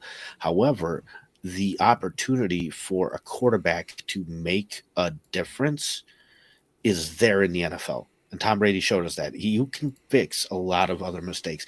And I know people are going to nail me to a cross for bringing up Tyson Bagent, but I thought it was just really astonishing that Fields was getting sacked 3 to 5 times a game, and then he got hurt. And over the course of 4.5 games, Tyson Bagent was only sacked 5 times. Mhm. Right? So you brought that number down to just a little bit over 1 sack a game, and it was all just due to play style. Tyson Bagent would just get rid of the ball. Now, was it as effective? Maybe not. But you weren't taking sacks. You were leaning more on your playmakers a little bit to go out there and make a play. And so there's different ways to play this game from the quarterback position, but you do have the opportunity to sit there and cover up some of these line issues and things like that. Now, yeah, dude, it's rough because of how bad this line truly is. I just feel like, I don't know. I feel like center might be the easiest, most fixable spot. I don't know. I don't know. Just, I guess if you consider Drew Dahlman as an upgrade, I would to Coleman Yes. Shelton. I feel like Yes, that's 100%. that is an upgrade that won't break the bank. You are not going to make Drew Dahlman the highest paid offensive lineman in NFL history. He's going to go for 10, maybe less. Right. So I feel like that's a really good starting point for the Bears. Again, if they can't get Trey Smith, who I'm all on board for that. I'm seeing a lot of people in the chat saying that they have to go to bed. We appreciate each and every one of you. We haven't really addressed you guys too much, so I apologize for that. But you guys know who you are. Obviously, Dobbsy, Chad Spieger, Trapakipa, Oxy Brodone. Did I say that name correctly? Some guy named Cliff Victoria. I think that's Domber's alternate account. Good Time Bears. I already said Dobbsy, Mind of Murdoch. A lot of you guys know who you are. You guys are just fantastic. So thank you very, very much. Nick, I know you said you're leaning towards. Yeah, Paul, if you gotta go. Nick, you're leaning towards getting out of here. How much time you got? I got 5 minutes. Okay. Well, if Paul C's got to step away, I mean, do you want to rattle off some more names and we can figure out what's going on? I just wanted to add one more name. Yeah, go for it. Last one I wanted to add in. Okay, 2. I'm sorry. I wanted to add in. Go for it. What do we feel about Dalton Risner? Dalton Reisner. Risner, sorry, guard on the Vikings. That's the guy who I don't know how the Vikings acquired him, but they acquired him from Denver, right? No, he was a free agent. So they acquired him from Denver. He was on Denver. I can guarantee you that he's a good player, Yeah, and especially if you feel like there's some crossover there with what you've been seeing in the NFC North. Ben Johnson's very familiar with the Vikings. I would say that's a fine player to get. I'm almost certain that he's a right guard as well. Yes, he is. And then last one might not be a likable guy, but Josh Myers, center from the Packers. Yeah, I'm done with Packers sleeper agents. I mean, they tried to do it. They said can't beat them, steal them, right? All these Mercedes Lewis. Who's that terrible interior offensive lineman that we got who went to the Saints? Yeah, Lucas Patrick, who PFF told me he was an All-Pro. Go fuck yourself. Yeah, I remember he's that. terrible. Like the highest graded player in the fucking league. Fuck you. I've got direct evidence to prove that he's looking for work. He's just like Nate Davis, right? I'm done with these Packers sleeper agents. If they're leaving Green Bay, there's a reason for it. Fuck them. Yeah, I agree. Hold on 1 second. I'll be right back. Take your time. At this point, Paulie, I don't know if you have any other suggestions as far as free agents or methods you want to see the Bears attack. I also want to do this quarterback tier list for the NFC. Yeah, dude, I'm totally down to do a quarterback tier list. I think that would be a lot of fun and interesting content. But honestly, like when it comes to free agency, dude, I think it's weird because we've seen Ryan Poles be very conservative and cheap when it comes to certain things. He constantly preaches value. So we've seen them hit on some of these value positions like TJ Edwards and Tremaine Edmonds. You got both those guys for the price it would have cost to keep Roquan Smith here, right? So Unfortunately, Tremaine Edmonds is the majority of that. But correct. But I mean, still, you got two for the price of one. Like you sit here and you try and, gain value. But the problem is you did that with the center position. It's been Band-Aid after Band-Aid after Band-Aid. I mean, you went Cody Whitehair, Sam Mustipher, Lucas Patrick, Coleman Shelton. As much as I would like to go out there and get like an older guy and sign him for 2-3 years just to kind of solidify something, and it might be the way you have to go just because of how many holes you have. I still just like I'm really desperately like want a center that's just going to be here long term. Like I think that's so important. You look at Peyton Manning with Jeff Saturday, like, dude, you need that connection and you need to start that sooner than later, in my opinion. So if we're not going to win the Super Bowl next year, which I don't think we are, dude, I'm totally down with drafting a center and letting that guy go through his ups and downs next year and starting to build something on this offensive line. So that's going to last. So the only name that I'm, my brief time looking into this offensive line draft class, Zabel, I think it's Gray Zabel. Yeah. That's the only name who was like a good player at his school, but his school's competition was crap, so he went to the Senior Bowl and still showed out. Like that's a player that I could get behind, but my thought process being that the center class is weak and Zabel has the ability to play either guard position too. Like I feel like he's going to be like a 3rd round pick at the worst. I know that before this, maybe he would have been mocked in the 5th, 6th, 7th. And sure, diamond in the rough, Braxton Jones part 2 meets center. Like that, I'm all for that. But I just don't know if that's available in this draft class, which is really unfortunate because I think everything Paulie is saying, I actually agree with. Nick, I don't know how much more time you have. Me and Paulie are definitely in the camp of trying to fill out this NFC quarterback tier list. Do you got time for that? Yeah. I'll hang out for a second. Let's run it real quick then. You guys can start wherever you want. Here, let me see if I can throw this on screen for us right now. So, pretty self-explanatory. These are the collections of names. Normally, I would say that S tier is reserved for Patrick Mahomes. I don't know if we want to keep that sentiment or how we want to do that, but yeah, I would say that this should be kind of a graph in the camp of comparing to each other. So not necessarily the entire NFL, but like in comparison to each other, if that makes sense. I guess I would rather do it compared to the entire NFL, but I mean, I guess if we're just focusing just on NFC, then I would put somebody up in that S tier. But like in the NFL, there's only one guy that belongs in that tier, and it's Patrick Mahomes. Well, I will fight you on that, but not much. Sure. But I agree. Patrick Mahomes is the only valid S tier quarterback at this point. Maybe much to my chagrin, right? But yeah, Cliff, if you guys have to go, obviously any involvement you guys have had in chat, we really greatly appreciate it. And we had a really late start. It's 11 o'clock Central. So, Cliff, anyone else who's got to leave, we really, really appreciate you guys. Thank you so much. Well, do we want to take a stab at any of these, or do you want me to start things off? I mean, I've got them positioned by their divisions. Not that it matters too much. Let's just start off with the first one, Derek Carr. Okay.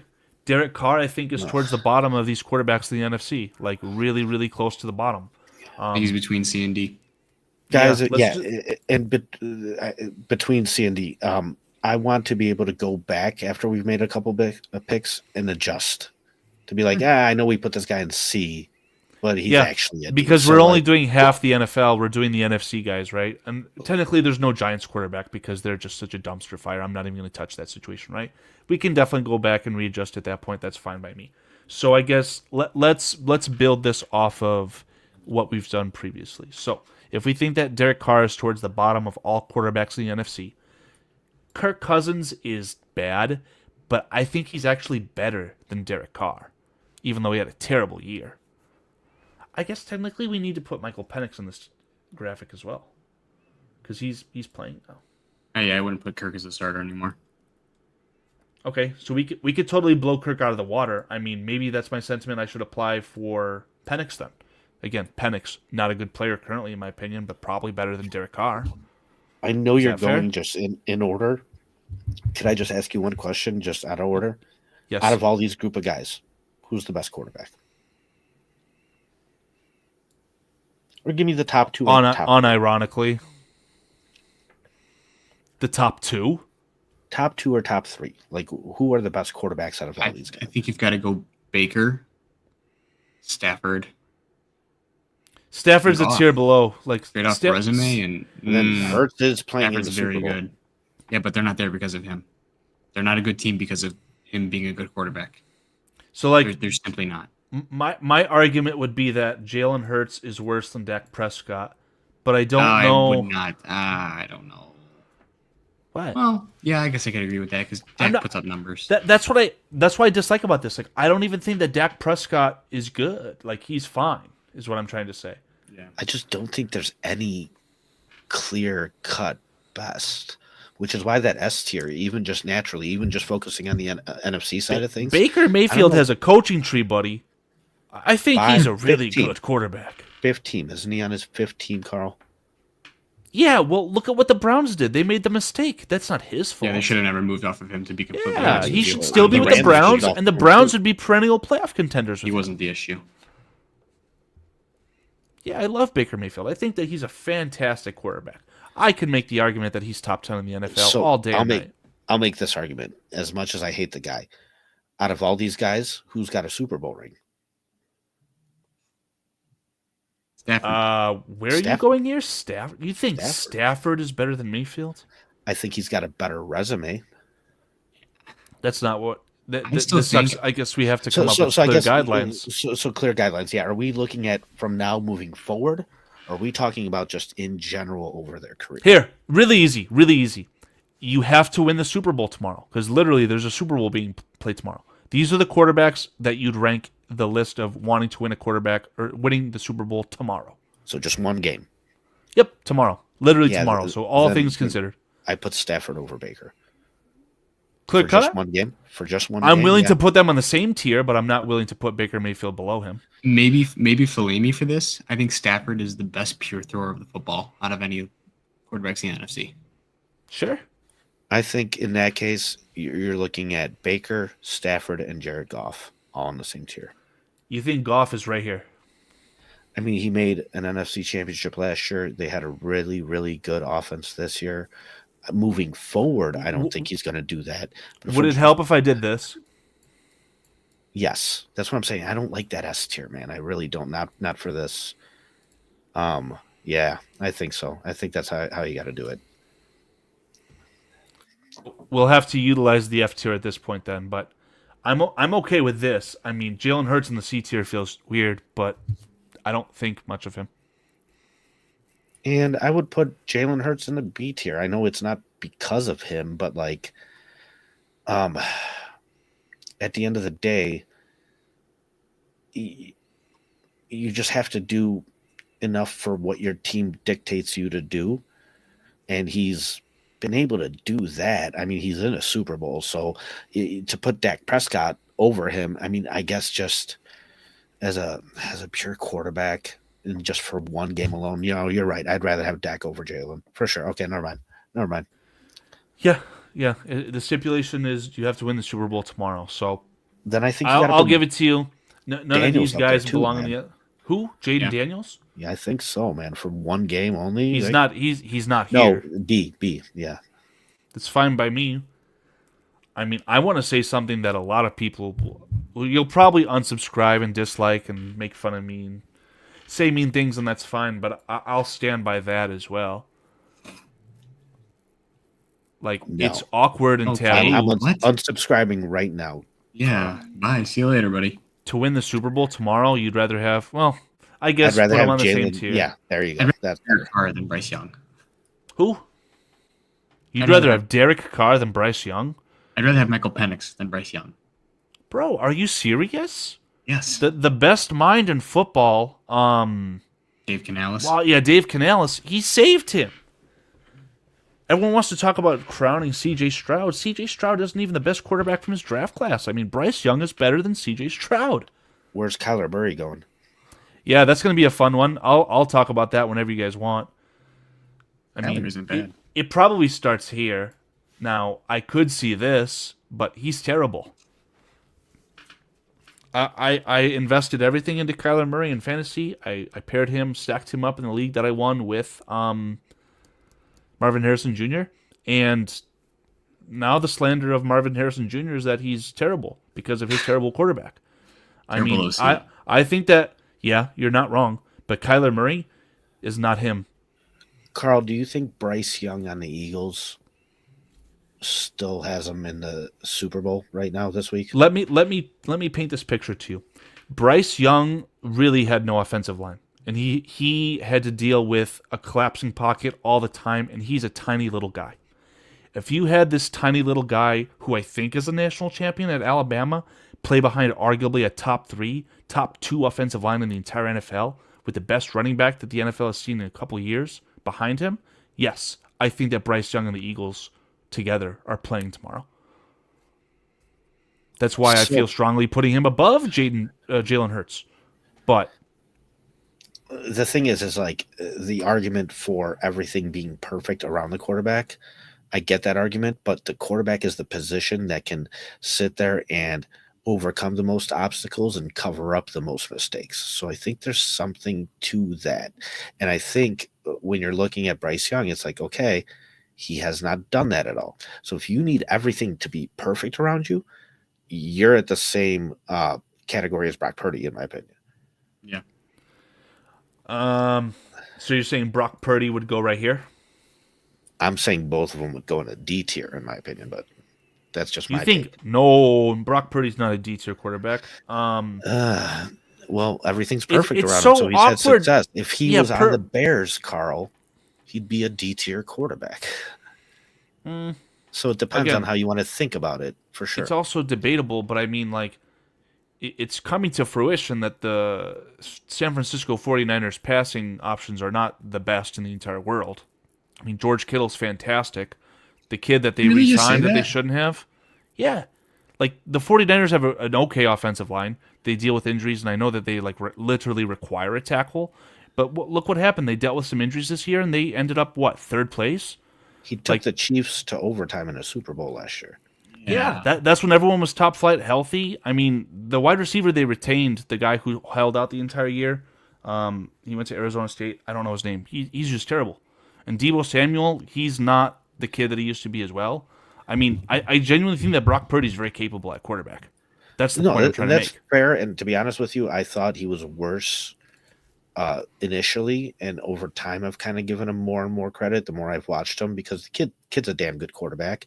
But if you're going to make this argument for Jalen Hurts, then it's the same argument for Brock Purdy. Like, if it's not because of him, okay, I get it, but so then it wasn't because of Brock. I mean, or is Brock better than Jalen Hurts? How do you feel about that? I could see that. Honestly, I think Brock's a better pure thrower of the football than Jalen Hurts is. I could agree. But Jalen Hurts is a better tush pusher, whatever you want to say. He's more capable with his legs. That's so great. The more that we keep talking about this, I feel like Jalen Hurts and Brock Purdy deserve to be on the same tier. I think that they're locked together at the hip. Okay. All right. I can see that. Let's leave Caleb Williams for the end. Do we want to touch Jordan Love? I think Jordan Love's. I He's think between B and Jalen C Hurts and Brock Purdy belong in B, and I think Jordan Love's a C. Yeah, I can see that. To be honest with you, I think that looks better to me personally. I don't know about you guys. Yeah, I like it. It's not terrible. Do we want to touch Kirk Cousins? I mean, is he truly in the F category? I don't think he's much worse than No, I think he's in Derek Carr. D. He's in C or D category. I'd say D because he had such a terrible year. And again, if the stipulation is we're trying to win the Super Bowl tomorrow, I mean, he literally can't stand on his leg, right? Or something of that nature. Is Michael Penix on the same tier? I mean, what about Sam Darnold, the guy who presumably is going to be back in Minnesota next year? C tier. I mean, you saw what he could do with a perfect situation and a perfect play caller, but he's not the kind of guy to elevate people around him. just not. Okay. Geno Smith. Do we think that he's in the same tier as Jordan Love, Sam Darnold, Kyler Murray? Worse, better? I think Geno's right there with him. I mean, you saw what he did with Shane Waldron as his offensive coordinator. He threw for 4,000 yards. I'm hesitant to put him in the C tier. I think you're right. I think he does belong in there, but like looking at his career, I mean, this dude was a backup for a long time. Teams didn't want to give him a shot. I don't know. He's done it late in his career. His numbers did go down from his first year starting in Seattle to his second year starting. I don't know if I would say he's better than Sam Darnold or Kyler Murray or Jordan Love. If there's like Geno a Smith? C minus, if there was a C minus, I think that's where I'd have Geno. But like, I'm teeter-tottering between C and D with him. No, I think Geno Smith is, I'd say, a tier better than Derek Carr, Kirk Cousins, and Michael Penix. I would agree with that. It leaves the last one, and unfortunately, I'm identifying a trend. I mean, I feel like it's fair to put Caleb Williams at the top of the C tier right now. I think he's bottom B, top C, yeah. So this But is what I was saying like a earlier. high upside B, though. If we could go back and like redo some stuff, Yeah. who belongs in the F category here? I don't know if there is one. Let's Derek Carr. move Derek somebody Carr. down from D to F, and I think we could probably move somebody down from C to D, somebody down from B to like, because I don't know. Oh, you think Kyler Murray? I mean, guess. just look at their weapons on paper. I don't know exactly what's going on with their offensive line. I could tell you that Paris Johnson's on that offensive line, and the Bears fans are ready to go to war to draft him, right? So he should be a capable tackle. You got Marvin Harrison Jr., who's a generational wide receiver. His backup, I think it's Michael Floyd, maybe? Another very capable wide receiver. Greg Dortch, really good utilization type, Gadget guy. Yeah, gadget guy, thank you. Your tight end, second best tight end in the entire NFL, only behind George Kittle, right? It's an iconic tight end. Running back situation, James Conner, I would hate for him to be on the Chicago Bears, but he's the heart and soul of the Arizona Cardinals. There is some talent around Kyler Murray, and he fucking could not capitalize. I am very, very, very down on little Kyler Murray right now. Yeah, I think I would move. I think I'd move Geno down a spot too. I think one of those Atlanta quarterbacks you got to move down. Probably Kirk, Because he got benched for Yeah, Penix. he's got to be an F, right? Like, Yeah. and I think I don't know Bryce Young. I think you have to move. him Yeah, down you're right. You're right. Down to D, Oh, in my he's no. I'm not going to allow this slander to continue, right? Again, I'm very in the camp. CJ Stroud is not the best quarterback from his draft class. Bryce Young is definitely he's just as good as Sam Darnold. Let's leave that as the basis here, right? Caleb Williams, again, talent-wise, right here. Top of everything. But as far as winning a Super Bowl tomorrow, there's some guys you'd rather have than Caleb Williams, in my opinion, just going off the track record, right? It's just 1 year. I'm looking at this list, and I'm not seeing any obvious issues. I do like it. Again, I'm okay with that. I'm okay with Jalen Hurts being a whole tier below Dak Prescott, Brock Purdy. Hate to say Jane Daniels. Carl. But you're Bryce- probably right. He's taking his team to the Super Bowl. Bryce Young, had 2,400 yards, 15 touchdowns, 9 interceptions. Yeah, but look at the skill groups. We're talking about Chuba Hubbard, He was a great running Chuba back this year. Hubbard. Right, but like you have to overutilize that because you can't pass pro? And you're throwing to who? You're relying on Adam Thielen at the ripe young age of 42 years old to have hero catches to take you to overtime? Like, if he when they draft this Tatoria McDonald kid, let's see how good Bryce Young is then.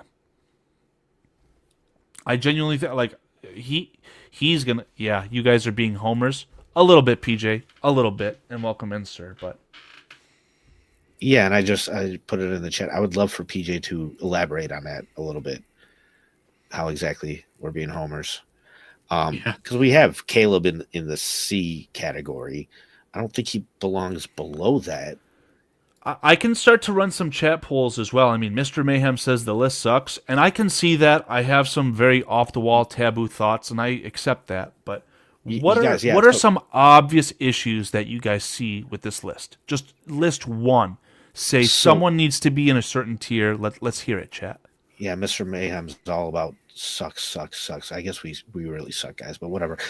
He said Jared Goof should not be in the A tier. Okay, however, he's playing the best ball of his life. That's why I said it's like if we're talking one game. I mean, he's messed up here and there, but like I don't know. He's playing really good football right now. If we're talking about the future and moving forward, I don't want Jared Goff as my quarterback. No way. So like. It depends on how you want to look at it, I guess. Let me put some clarification on the screen so that everyone sees it. But again, if you're listening to my voice, this is a tier list for NFC quarterbacks with the idea that you have to win the Super Bowl with them tomorrow. Right. And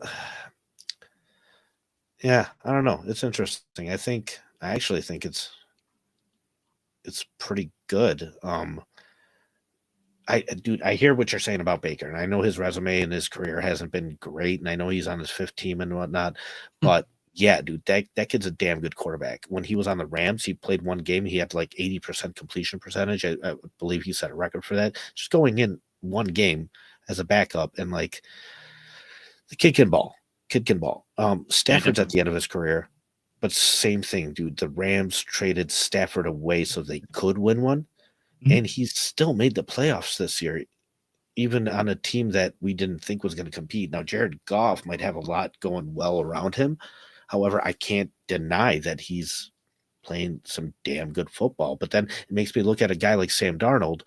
Why aren't we making the same case for him? It's like, okay, I know his resume is not good and everything like that. He played some damn good football this year, though. He did. He played great football.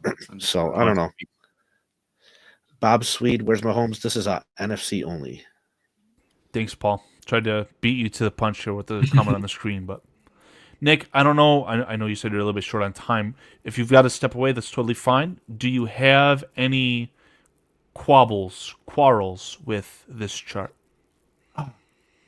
I don't know if we want to go nitty gritty and sort them. I don't know if this helps anyone, left to right, better to worse. No, I think it looks good.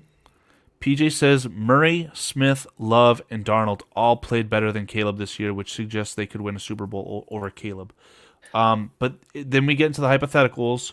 Caleb Williams avoided the most sacks in the NFL, twice as much as anyone else, and his offensive line, he played several games this year where the Chicago Bears started a practice squad offensive lineman.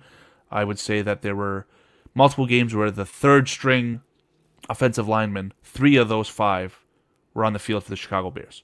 So again, setting up your rookie quarterback for obvious failure. So again, And PJ, we are talking about one game. PJ, Caleb Williams on Philadelphia tomorrow. That's, I guess, the barometer, right? Could say all these guys on the Eagles. What? Eagles by 30 if Caleb plays for the Eagles. Yeah. I mean that's the argument here, right? Sam Darnold played well. He played a lot better. But what happened when it mattered? Went into Detroit, shit his pants. Yeah. Went to Arizona in a really shitty situation where his opponent, one of the best, I'll say the best head coach in the entire NFL, was able to galvanize his football team around a natural disaster that was happening in Los Angeles. Really unfair to the Minnesota Vikings, in my opinion. But again, Sam Darnold shit his pants and held the ball while doing it. He went from a guy who could have gotten paid $45-50 million a year to he'd be lucky to get $25 million a year. I think that Sam Darnold is the most middle of the pack quarterback that you could have in the NFL. Yeah. So it's interesting because to say Sam Darnold's better than Jordan Love. And PJ says Caleb will lose because of lack of experience, his lack of throwing on time. But imagine Maybe. Caleb Williams had the 12 months or whatever it was to prepare for the Super Bowl while playing the season on the Philadelphia Eagles. So, I mean, are we doing this list based off hypotheticals, Carl, or are we doing it based off The most what? hypothetical situation there is. We're trying to win the Super Bowl tomorrow, and I guess because it's the NFC, we're using the Philadelphia's Eagles football team as the barometer. Right. So that's why I think this list is actually not stupid and doesn't suck, like Mr. Mayhem said, because in the A tier, you have the guy that has won the Super Bowl, right? He's the only guy, I believe, in this entire group that has a ring. Matt Stafford, right? Baker Mayfield and Jared Goff were in the NFC Championship last year. Brock Purdy, Jalen Hurts, they're in the Brock Purdy was in a Super Bowl last year. Jalen Hurts is in a Super Bowl this year. Jaden Daniels definitely overperformed in his rookie year. And I think Dak Prescott's a really good quarterback. I think that team has a lot of different issues that they're struggling with that's not necessarily offensive related. And then in the C tier, you have Caleb Williams, a lot of potential, a lot of upside. Bryce Young, a lot of potential, a lot of upside. Sam Darnold, who bounced around in his career but had a good year, and Jordan Love, who same thing, has potential and upside. In the D category, we have Kyler Murray, who's shown us that he can't get it done. Geno Smith, who's same thing. It's like it's late in his career. He's played all right, but I wouldn't want him for that. You're not going to win because of him.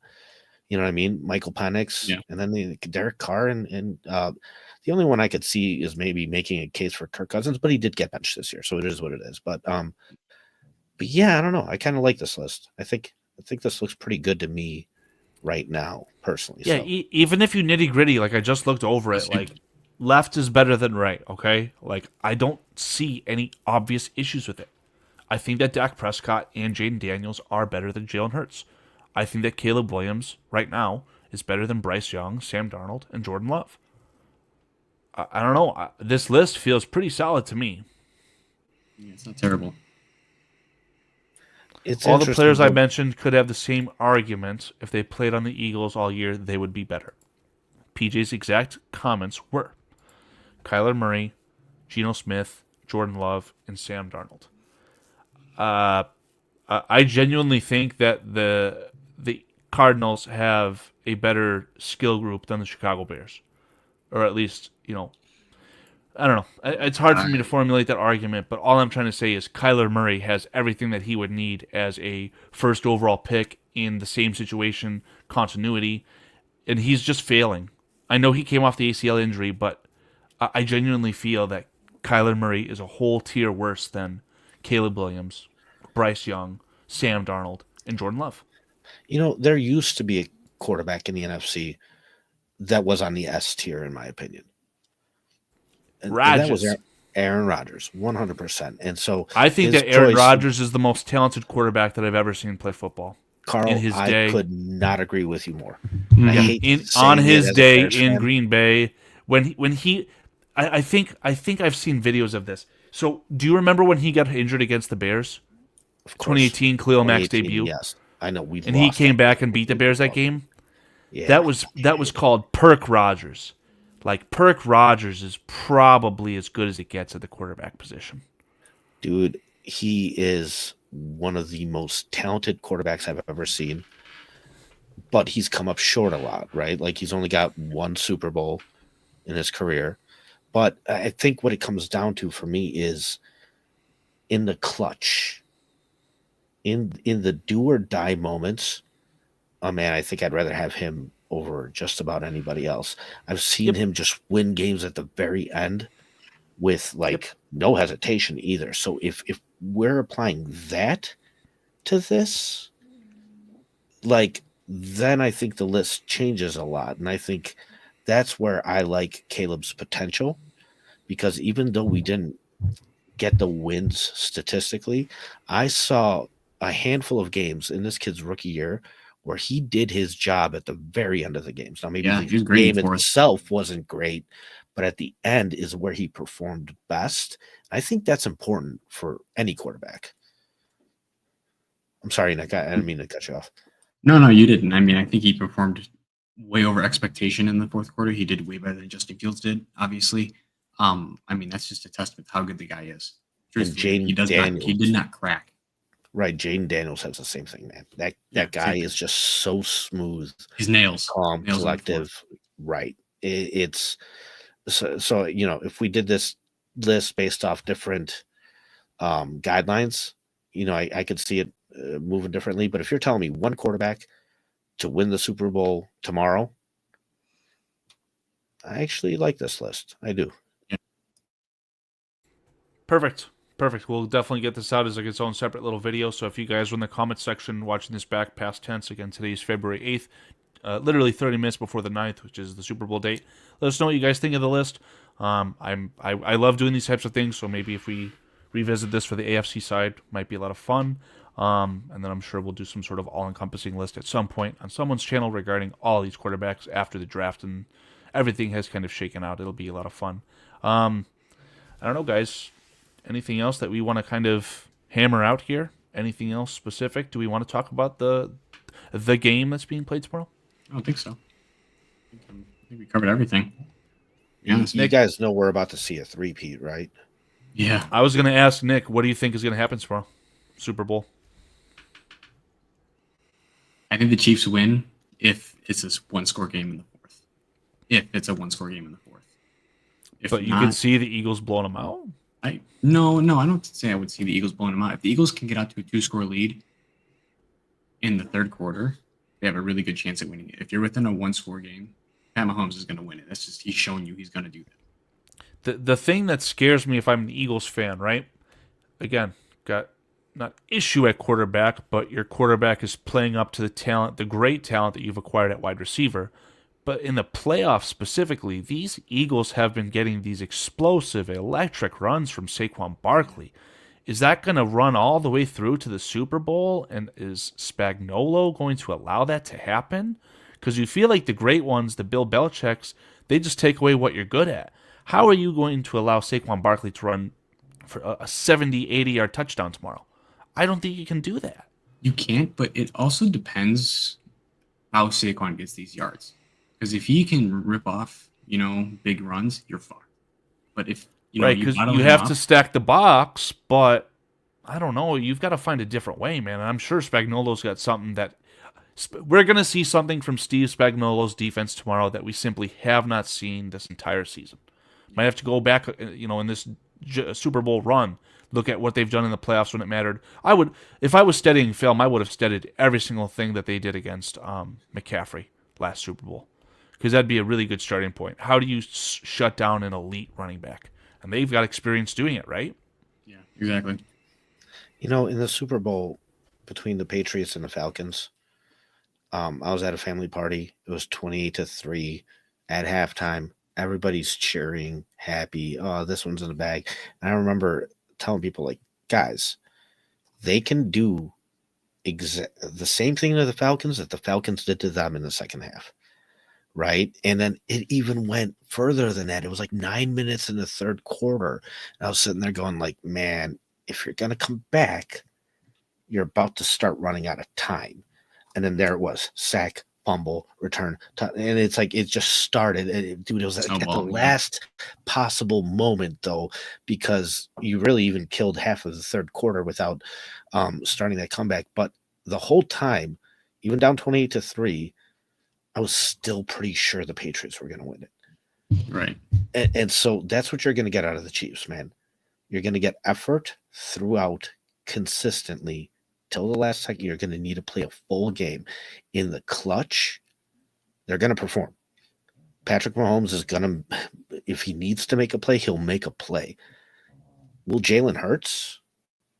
If Jalen Hurts needs a first down, will he get a first down? That's why, dude, it's Paulie, is the tush push involved? I'm just kidding. It sucks that the Ravens lost, but there was a series of plays where it's like they ran Derrick Henry. Okay, you ready for that? Here we go. We're going to run Lamar, get a first. We're going to run Lamar, get a first down. We're going to run Lamar, get a first. Which one are you going to try and stop? And it was just like, dude, this is the type of attack and offense you need to be able to come at the Chiefs with, because if you're one-dimensional at all, like, dude, all they have is Saquon Barkley.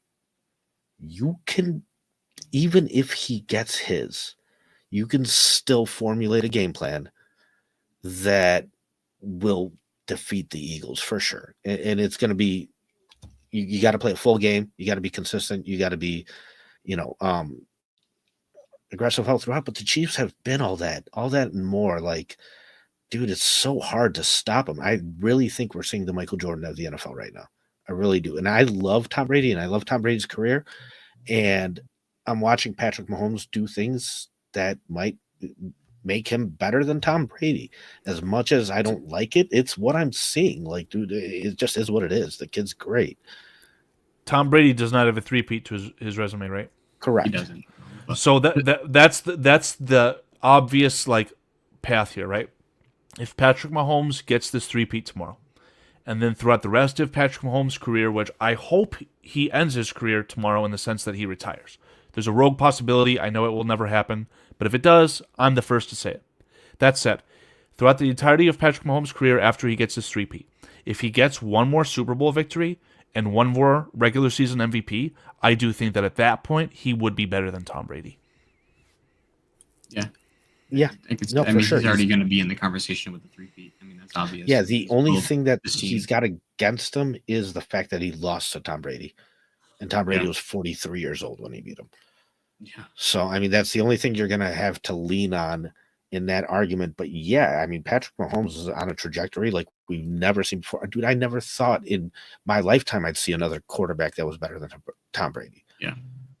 And You know what the funniest thing is about all this is, like, I feel terrible for Lamar and Josh and all those quarterbacks in the AFC because they're having Super Bowls literally stolen from them because of Mahomes. He's like, it's Phillip Rivers. Yeah. It's exactly what it is, dude. That's why we're seeing Tom Brady again. Like, it's what it is. Yeah, you are stealing it. Dude, it's the Michael Jordan of the NFL. That's why Charles Barkley doesn't have a ring. Like, it is what it is. It sucks for all the other guys, but yeah, no, it's just amazing what they've been able to do. So, like, right. With the Eagles, I mean, this is a team that, dude, wasn't Nick Sirianni on the hot seat at the beginning of the year? He 100% was. People were calling for his head. Well, I had made public comments about how he should be fired just with the way that he acts as a human, right? Like, I think that he ended up having some sort of comeback victory at home, and he essentially told Eagles fans to, die. So yeah. He's just a total idiot, right? Like, the fact of the matter is, he went to a Super Bowl with a group of an offensive and defensive coordinator. They immediately get poached. Nick Sirianni's Eagles are back in the Super Bowl with a different set of play callers, right? And I think the world of Vic Fangio. He's kind of getting into the stratosphere of Buddy Ryan, right? Like, he's as good as it gets as defensive coordinator. Offensive coordinator, he's the new head coach of the Saints. I don't know if you guys saw that. So yeah, Colin Moore, yeah. He's clearly talented as well. I loved him on the Cowboys. But so there is something to be said. I think Nick Sirianni is a better coach than we give him credit for. Yes, he's a better coach than we give him credit for. But let's not give Howie Roseman his flowers for drafting as well as he has. He has had generational drafts these past, 5 years. It's been ridiculous. Should I show the picture of Jalen Carter's car crash? Anyway, the way that he maneuvers the offseason, Howie Roseman is as good as it gets as a general manager as well. He is the reason why they're there. Obviously, a lot of people would have wanted Saquon Barkley. I wouldn't say that was the dumb decision for, It was a good decision regardless of how obvious maybe it was for them to acquire Saquon Barkley. I'm assuming he's the highest paid running back in the NFL currently, which is not a lot of money. It's a lot less money than Gabe Davis, or just about the same, right? So he's severely underpaid in that sense. But again, just the moves that they make, maybe they seem like no-brainers. I remember the Eagles, I think it was in 2023, last year. They had a terrible secondary. They got destroyed by Baker Mayfield's Buccaneers, right? They fixed it in one draft. Yeah. This general manager for the Eagles is as good as it gets. Both of them. Yeah. Yeah, Quinyon Mitchell, the other kid, Cooper DeJean, that's all it takes. Draft well. Yeah, I guess, but I mean, what we saw with the Super Bowl against the Tampa Bay Buccaneers with Patrick Mahomes, it's like even when you attack him the right way,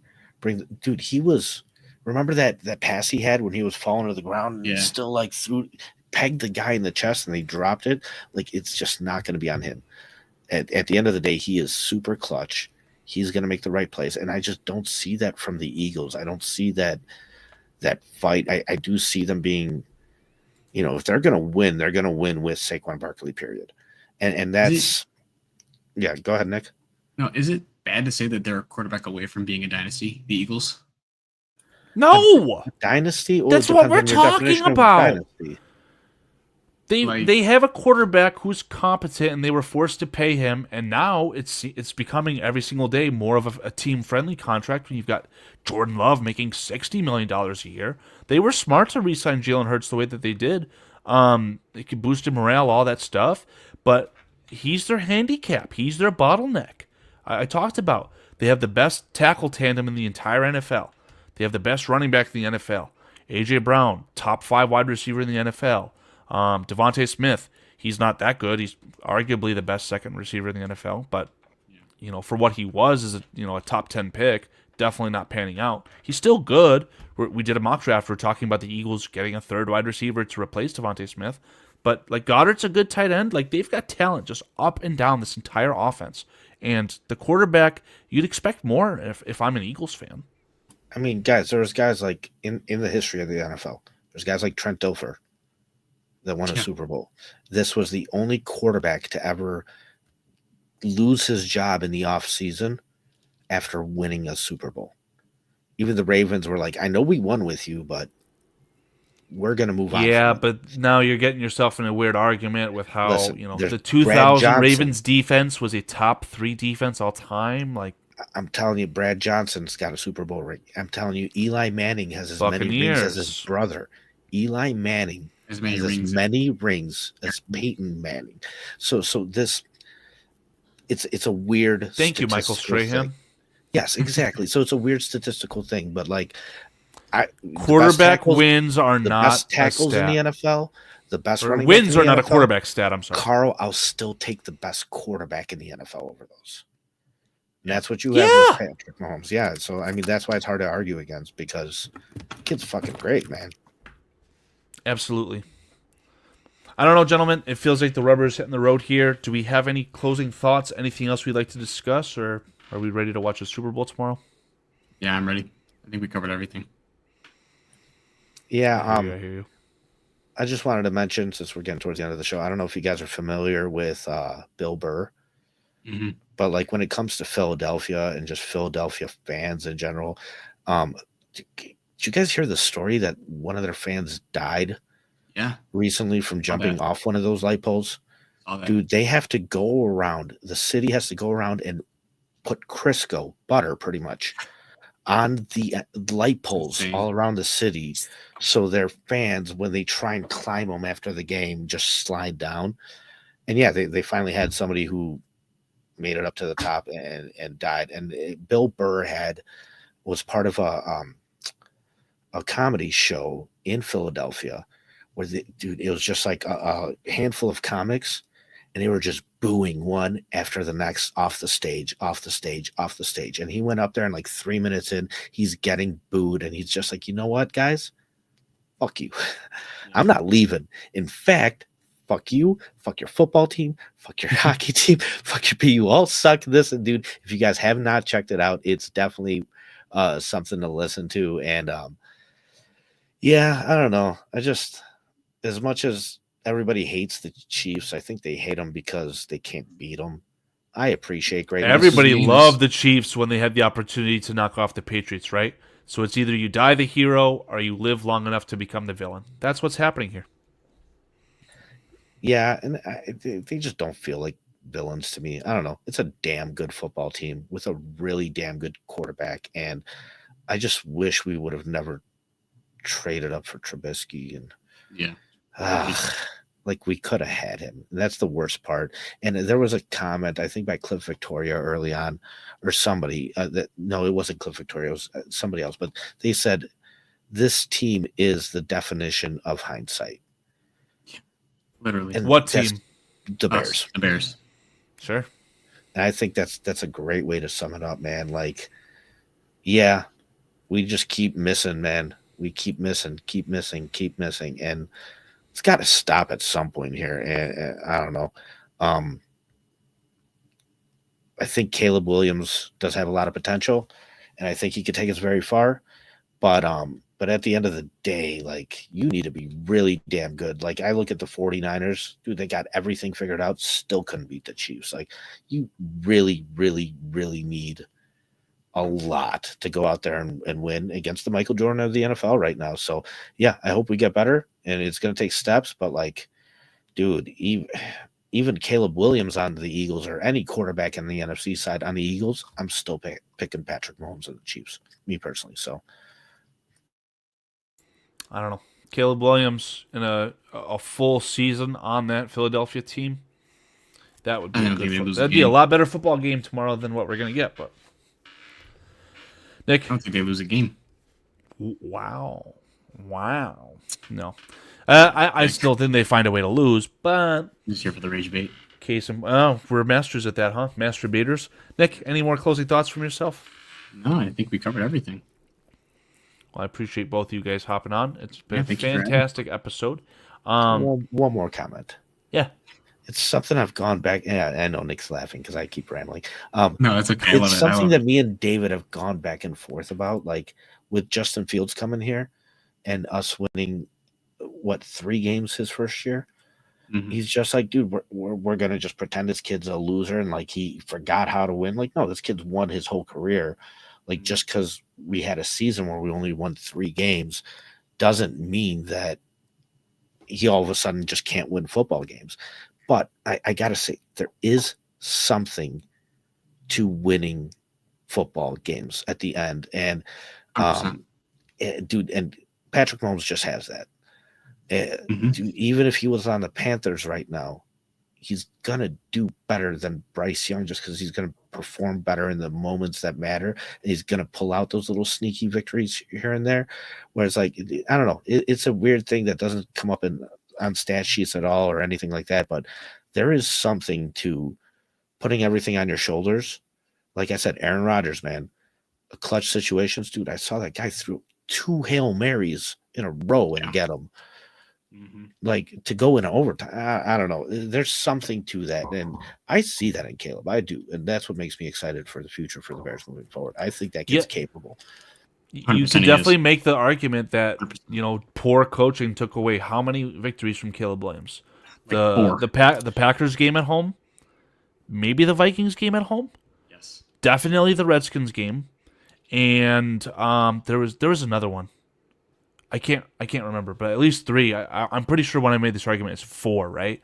I mean, even the Cardinals game was somewhat competitive until you gave up a 60-yard run right before half.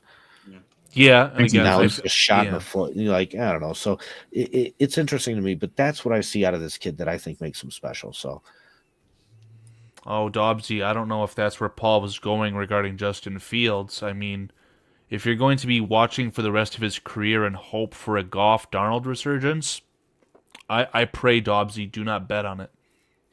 And Bob Swede said Rodgers only won 1 ring, and I think we all know as Bears fans that we all feel like they probably did him wrong. Like, the Packers should have had more Super Bowls. They only won 1 Super Bowl. Does that mean Brett Favre wasn't the greatest gunslinger that we've seen in his generation? I mean, just because wins are not a quarterback stat.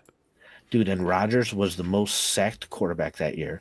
They had more guys injured than the Lions did this year. His head coach was Mike McCarthy. His offensive coordinator was Joe Philbin. Like, he got that ring against all odds. But that's why he only got 1, because he was against a lot of odds throughout his career, I felt like. They didn't. But that offense was good that year, and they had them playing in the Super Bowl. No, Jordy Nelson's a fine receiver. They had, was it Ryan Grant that year? How was he on the Raiders, Carl? It doesn't matter. He still had the rapport, and that connection was good. Deion Branch was good on the Patriots, went off, sucked, came back to the Patriots, and was good again. It wasn't Deion Branch. It was Tom Brady. Julian Edelman, 7th round pick. It was Tom Brady. Like, I get Rodgers stepped into a decent situation, but like, I truly feel they won purely because of him. And like, with Rodgers quarterbacks like that, you're going to get at least 1. So you always hear this conversation like, oh, what if Patrick Mahomes was on the Bears? Burrow. I guarantee you, if Patrick Mahomes was on the Bears, we'd get 1. We wouldn't get a 3-peat, We would get at least one though, because that kid is that damn good. I don't know, just my I don't opinion. know. I think we would have ruined him, but that's just my Yeah, me too. Possibly. And the argument, Paul, I don't want you to go back ever again and say, "Oh, we should have drafted Mahomes instead of Trubisky," because the fact of the matter is that Trubisky was viewed as he was viewed by many to be the top He was the quarterback number one prospect, quarterback. and he was the safest option. I strongly dislike the way Deshaun that they Watson acquired was the him. safest. That was the argument, was Trubisky or Watson. And when you go back and you make that discussion, that's what you have to have. If you watch the lovely guest who I cannot think of their name right now, we've had on BCP, he ranted on this. I'm gonna have to figure that out before we go live or go off here. Cause Yeah, I feel bad keeping Nick around. No, you guys are good. hold on a second. I can't. I'm really bad with names right Dude, now. I'm at the end of this. I've been on this train for a while now. Like, even when it comes to ownership, and we talked about ownership and the amount of blame or whatever that goes towards ownership, dude, Jim Irsay is crazy. He's Yeah, a not hiring bad Chris Ballard owner. this year is insane. However, when he had Peyton Manning there, they were Smartest making guy the ever. playoffs every year. So, like, does And luck. the bat right? Dude, the second they got rid of Peyton Manning, what was the record? 1-15. Mm-hmm. Well, not that they got rid of him. He got injured, right? Injured. So, Broke his neck. yeah. It's to show you though how much he was covering up, because the year before he got injured, they were a playoff team. Like, dude, it's a lot of it can fall on the quarterback, and the quarterback can, make everybody else look good for sure. It helps to have everything around him. Dude, I think Aaron Rodgers is the same thing. Like, dude, he carried a lot. And especially late in his career, the 2 MVPs and everything like that. It's special to have a quarterback like that. And yeah, I don't know. I don't see that out of many quarterbacks nowadays. And that might be due to the rule changes and everything like that, and the amount that you're asking them to do. But I see it in Patrick Mahomes for sure. Jaden Daniels, like I said, it's that clutch ability. It's the ability to perform at the end of the games that kind of sticks out to me a lot. And like that's why Eli Manning has as many rings as Peyton does. Because of Michael Strahan. They're right. No, it's Justin shitty Tuck, of a performance as Justin Eli had Tuck, throughout his fringe career. Hall of Famer. Dude, it comes down to Antonio two Pierce, throws. fringe Hall of Fame linebacker. It comes down to 2 throws. I'm just David giving you a hard Tyree, time at this point. David Tyree, Mario Manningham. I mean, those were. What do you know about the great Mario Manningham out of the University of Michigan, by the way? But he You made don't a know clutch anything about throw Mario when Manningham. When he had to make the throw, and when Mario Manningham had to make the catch, it happened. And so, dude, if you just perform in the clutch, it matters so much as far as, I don't know, getting a ring and everything like that. Like, so yeah, I know all about rings. I don't know, Naj. Naj, I think you're new to the chat. I'm giving you a hard time, man.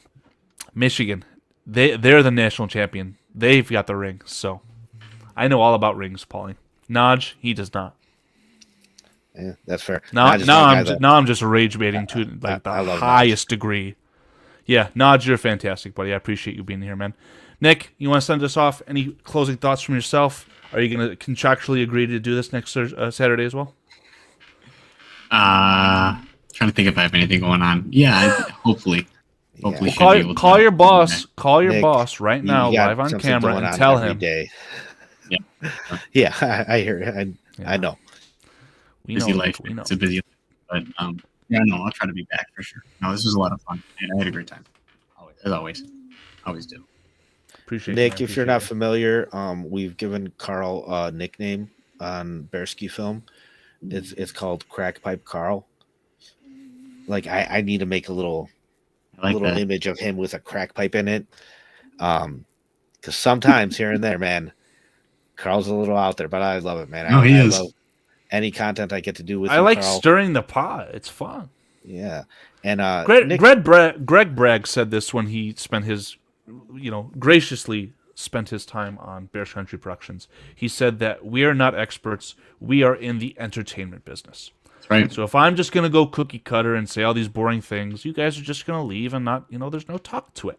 But if I say something that I feel like is a fringe taboo topic about how maybe Baker Mayfield is a top 5 quarterback in the NFL, you guys will dispute me and you'll get mad at me, and I could be wrong. I very well may be wrong. But at the end of the day, I'm just having fun, man. We're just having a fun conversation. That's why I said I would have moved on from Marvin Harrison Jr. at pick 9 last year. I would have.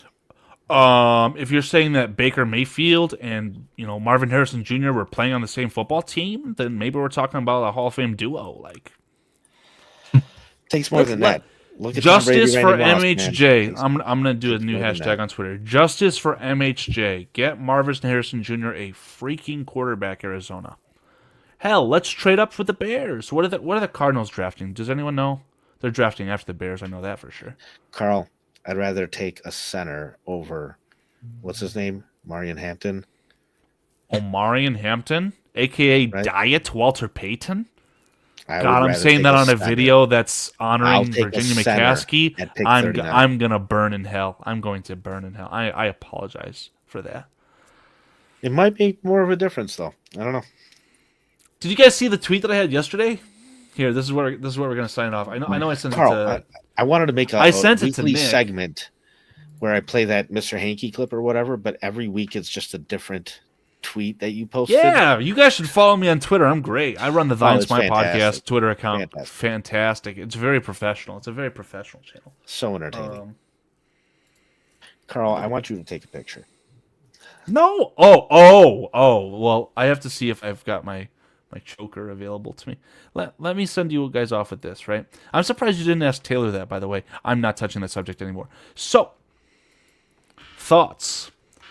The caption, if you guys can't see it, says, POV, you traded the first overall pick in the 2023 NFL Draft for your starting wide receiver, starting quarterback, and starting running back.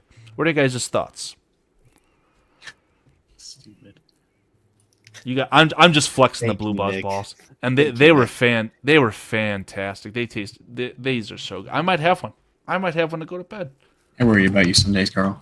Let me say. I worry about Worry about myself, and I'm glad I have people in my life that worry about me. That makes me feel very humbled.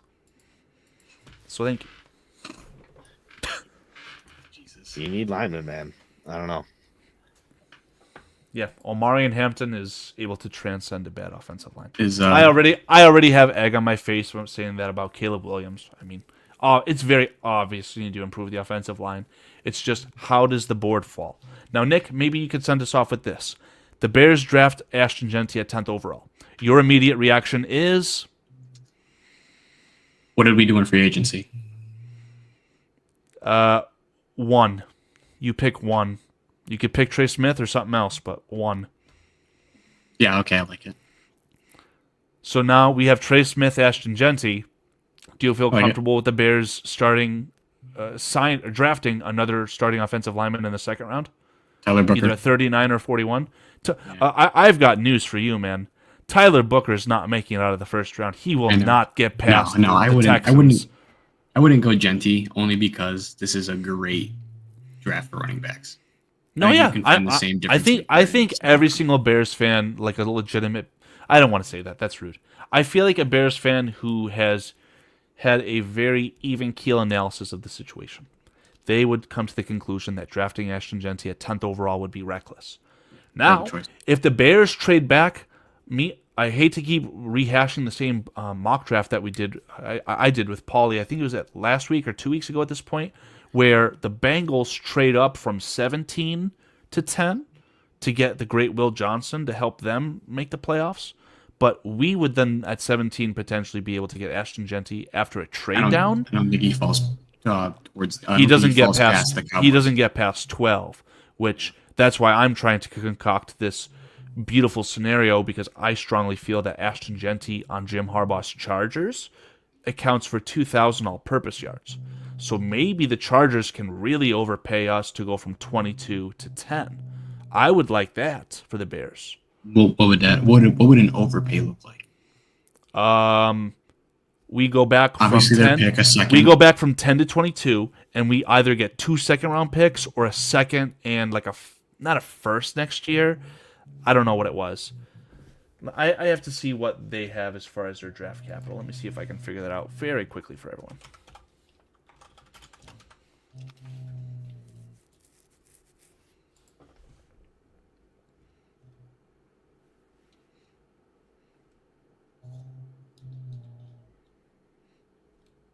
doesn't tell me what else they have, though. God, Los Angeles Chargers, what are you guys doing? Wait a second, Nick. Is your dog near you right now? Yeah, Rocky sleeping under I me. think I can hear him snoring. Yeah, he's loud. That's so awesome. That's so awesome, man. I can't. Actually, here we go. Oh, Chargers have number 22, number 55 in the second round, and number 86 in the third. Yeah, they'd have to give us a second and a third, or a second next year. Yeah, yeah. So it'd be like, do you want to play the long game? But that's what I'm hearing from folks, is that the picks between 20 and 60 are all the same quality. Yeah, Dane Brugler's talking about that. Yeah. I'm essentially, I don't know. Paul, are you big into the Lord of the Rings? Not big, but So in the Lord of the Rings, there's this character named the Mouth of Sauron. He gets his head cut off in the third movie, but I'm the mouthpiece for Dane Brugler when it comes to the Chicago Bears content creation space. So I take what he says I take it and I think about it, and I appreciate his insight, but I'm rambling at this point, gentlemen. I mean, I don't know. Any last, I'm going to say that I have been saying this for like 30 minutes. Any final thoughts from you folks? yeah, I have 3 more things. No, I can see it too. Paul, don't ask me that. Don't ask me that, Carl. Paul, you should play that AI clip that you sent me an email of. Which The one is AI voiceover regarding taking a picture. Yeah, are we streaming to multiple platforms here tonight? I don't know if I want to bring everybody down at the same time. I'm willing to go down alone as the captain of the ship, but not as the captain of a fleet. That would be bad. Shorty might never talk to me again. So No, that's fine. He authorized this. No, I'm just kidding. Oh my god, I need to play that clip for Nick before we go. But gentlemen. Yeah. I'm pulling the plug. It's been fantastic. About 2.5 hours. What's the Vegas over-under odds that Ryan Poles drafts a Tennessee Volunteer? It's probably pretty low. We'll just acquire Trey Smith in free agency. Guys, if you enjoyed watching, please consider leaving a like and subscribing to either of the channels. Again, we are simulcasting to 3 channels: Bears Country Productions, Fly and Spy, and Bearski Film. If you guys are not subscribed, please consider. Leave a like rating if you enjoyed. Gentlemen, until next time, and Nick, as we said, contractually next Saturday, we will see you at that time. Definitely. Thanks, guys. Gentlemen, bear down. Bear down, boys.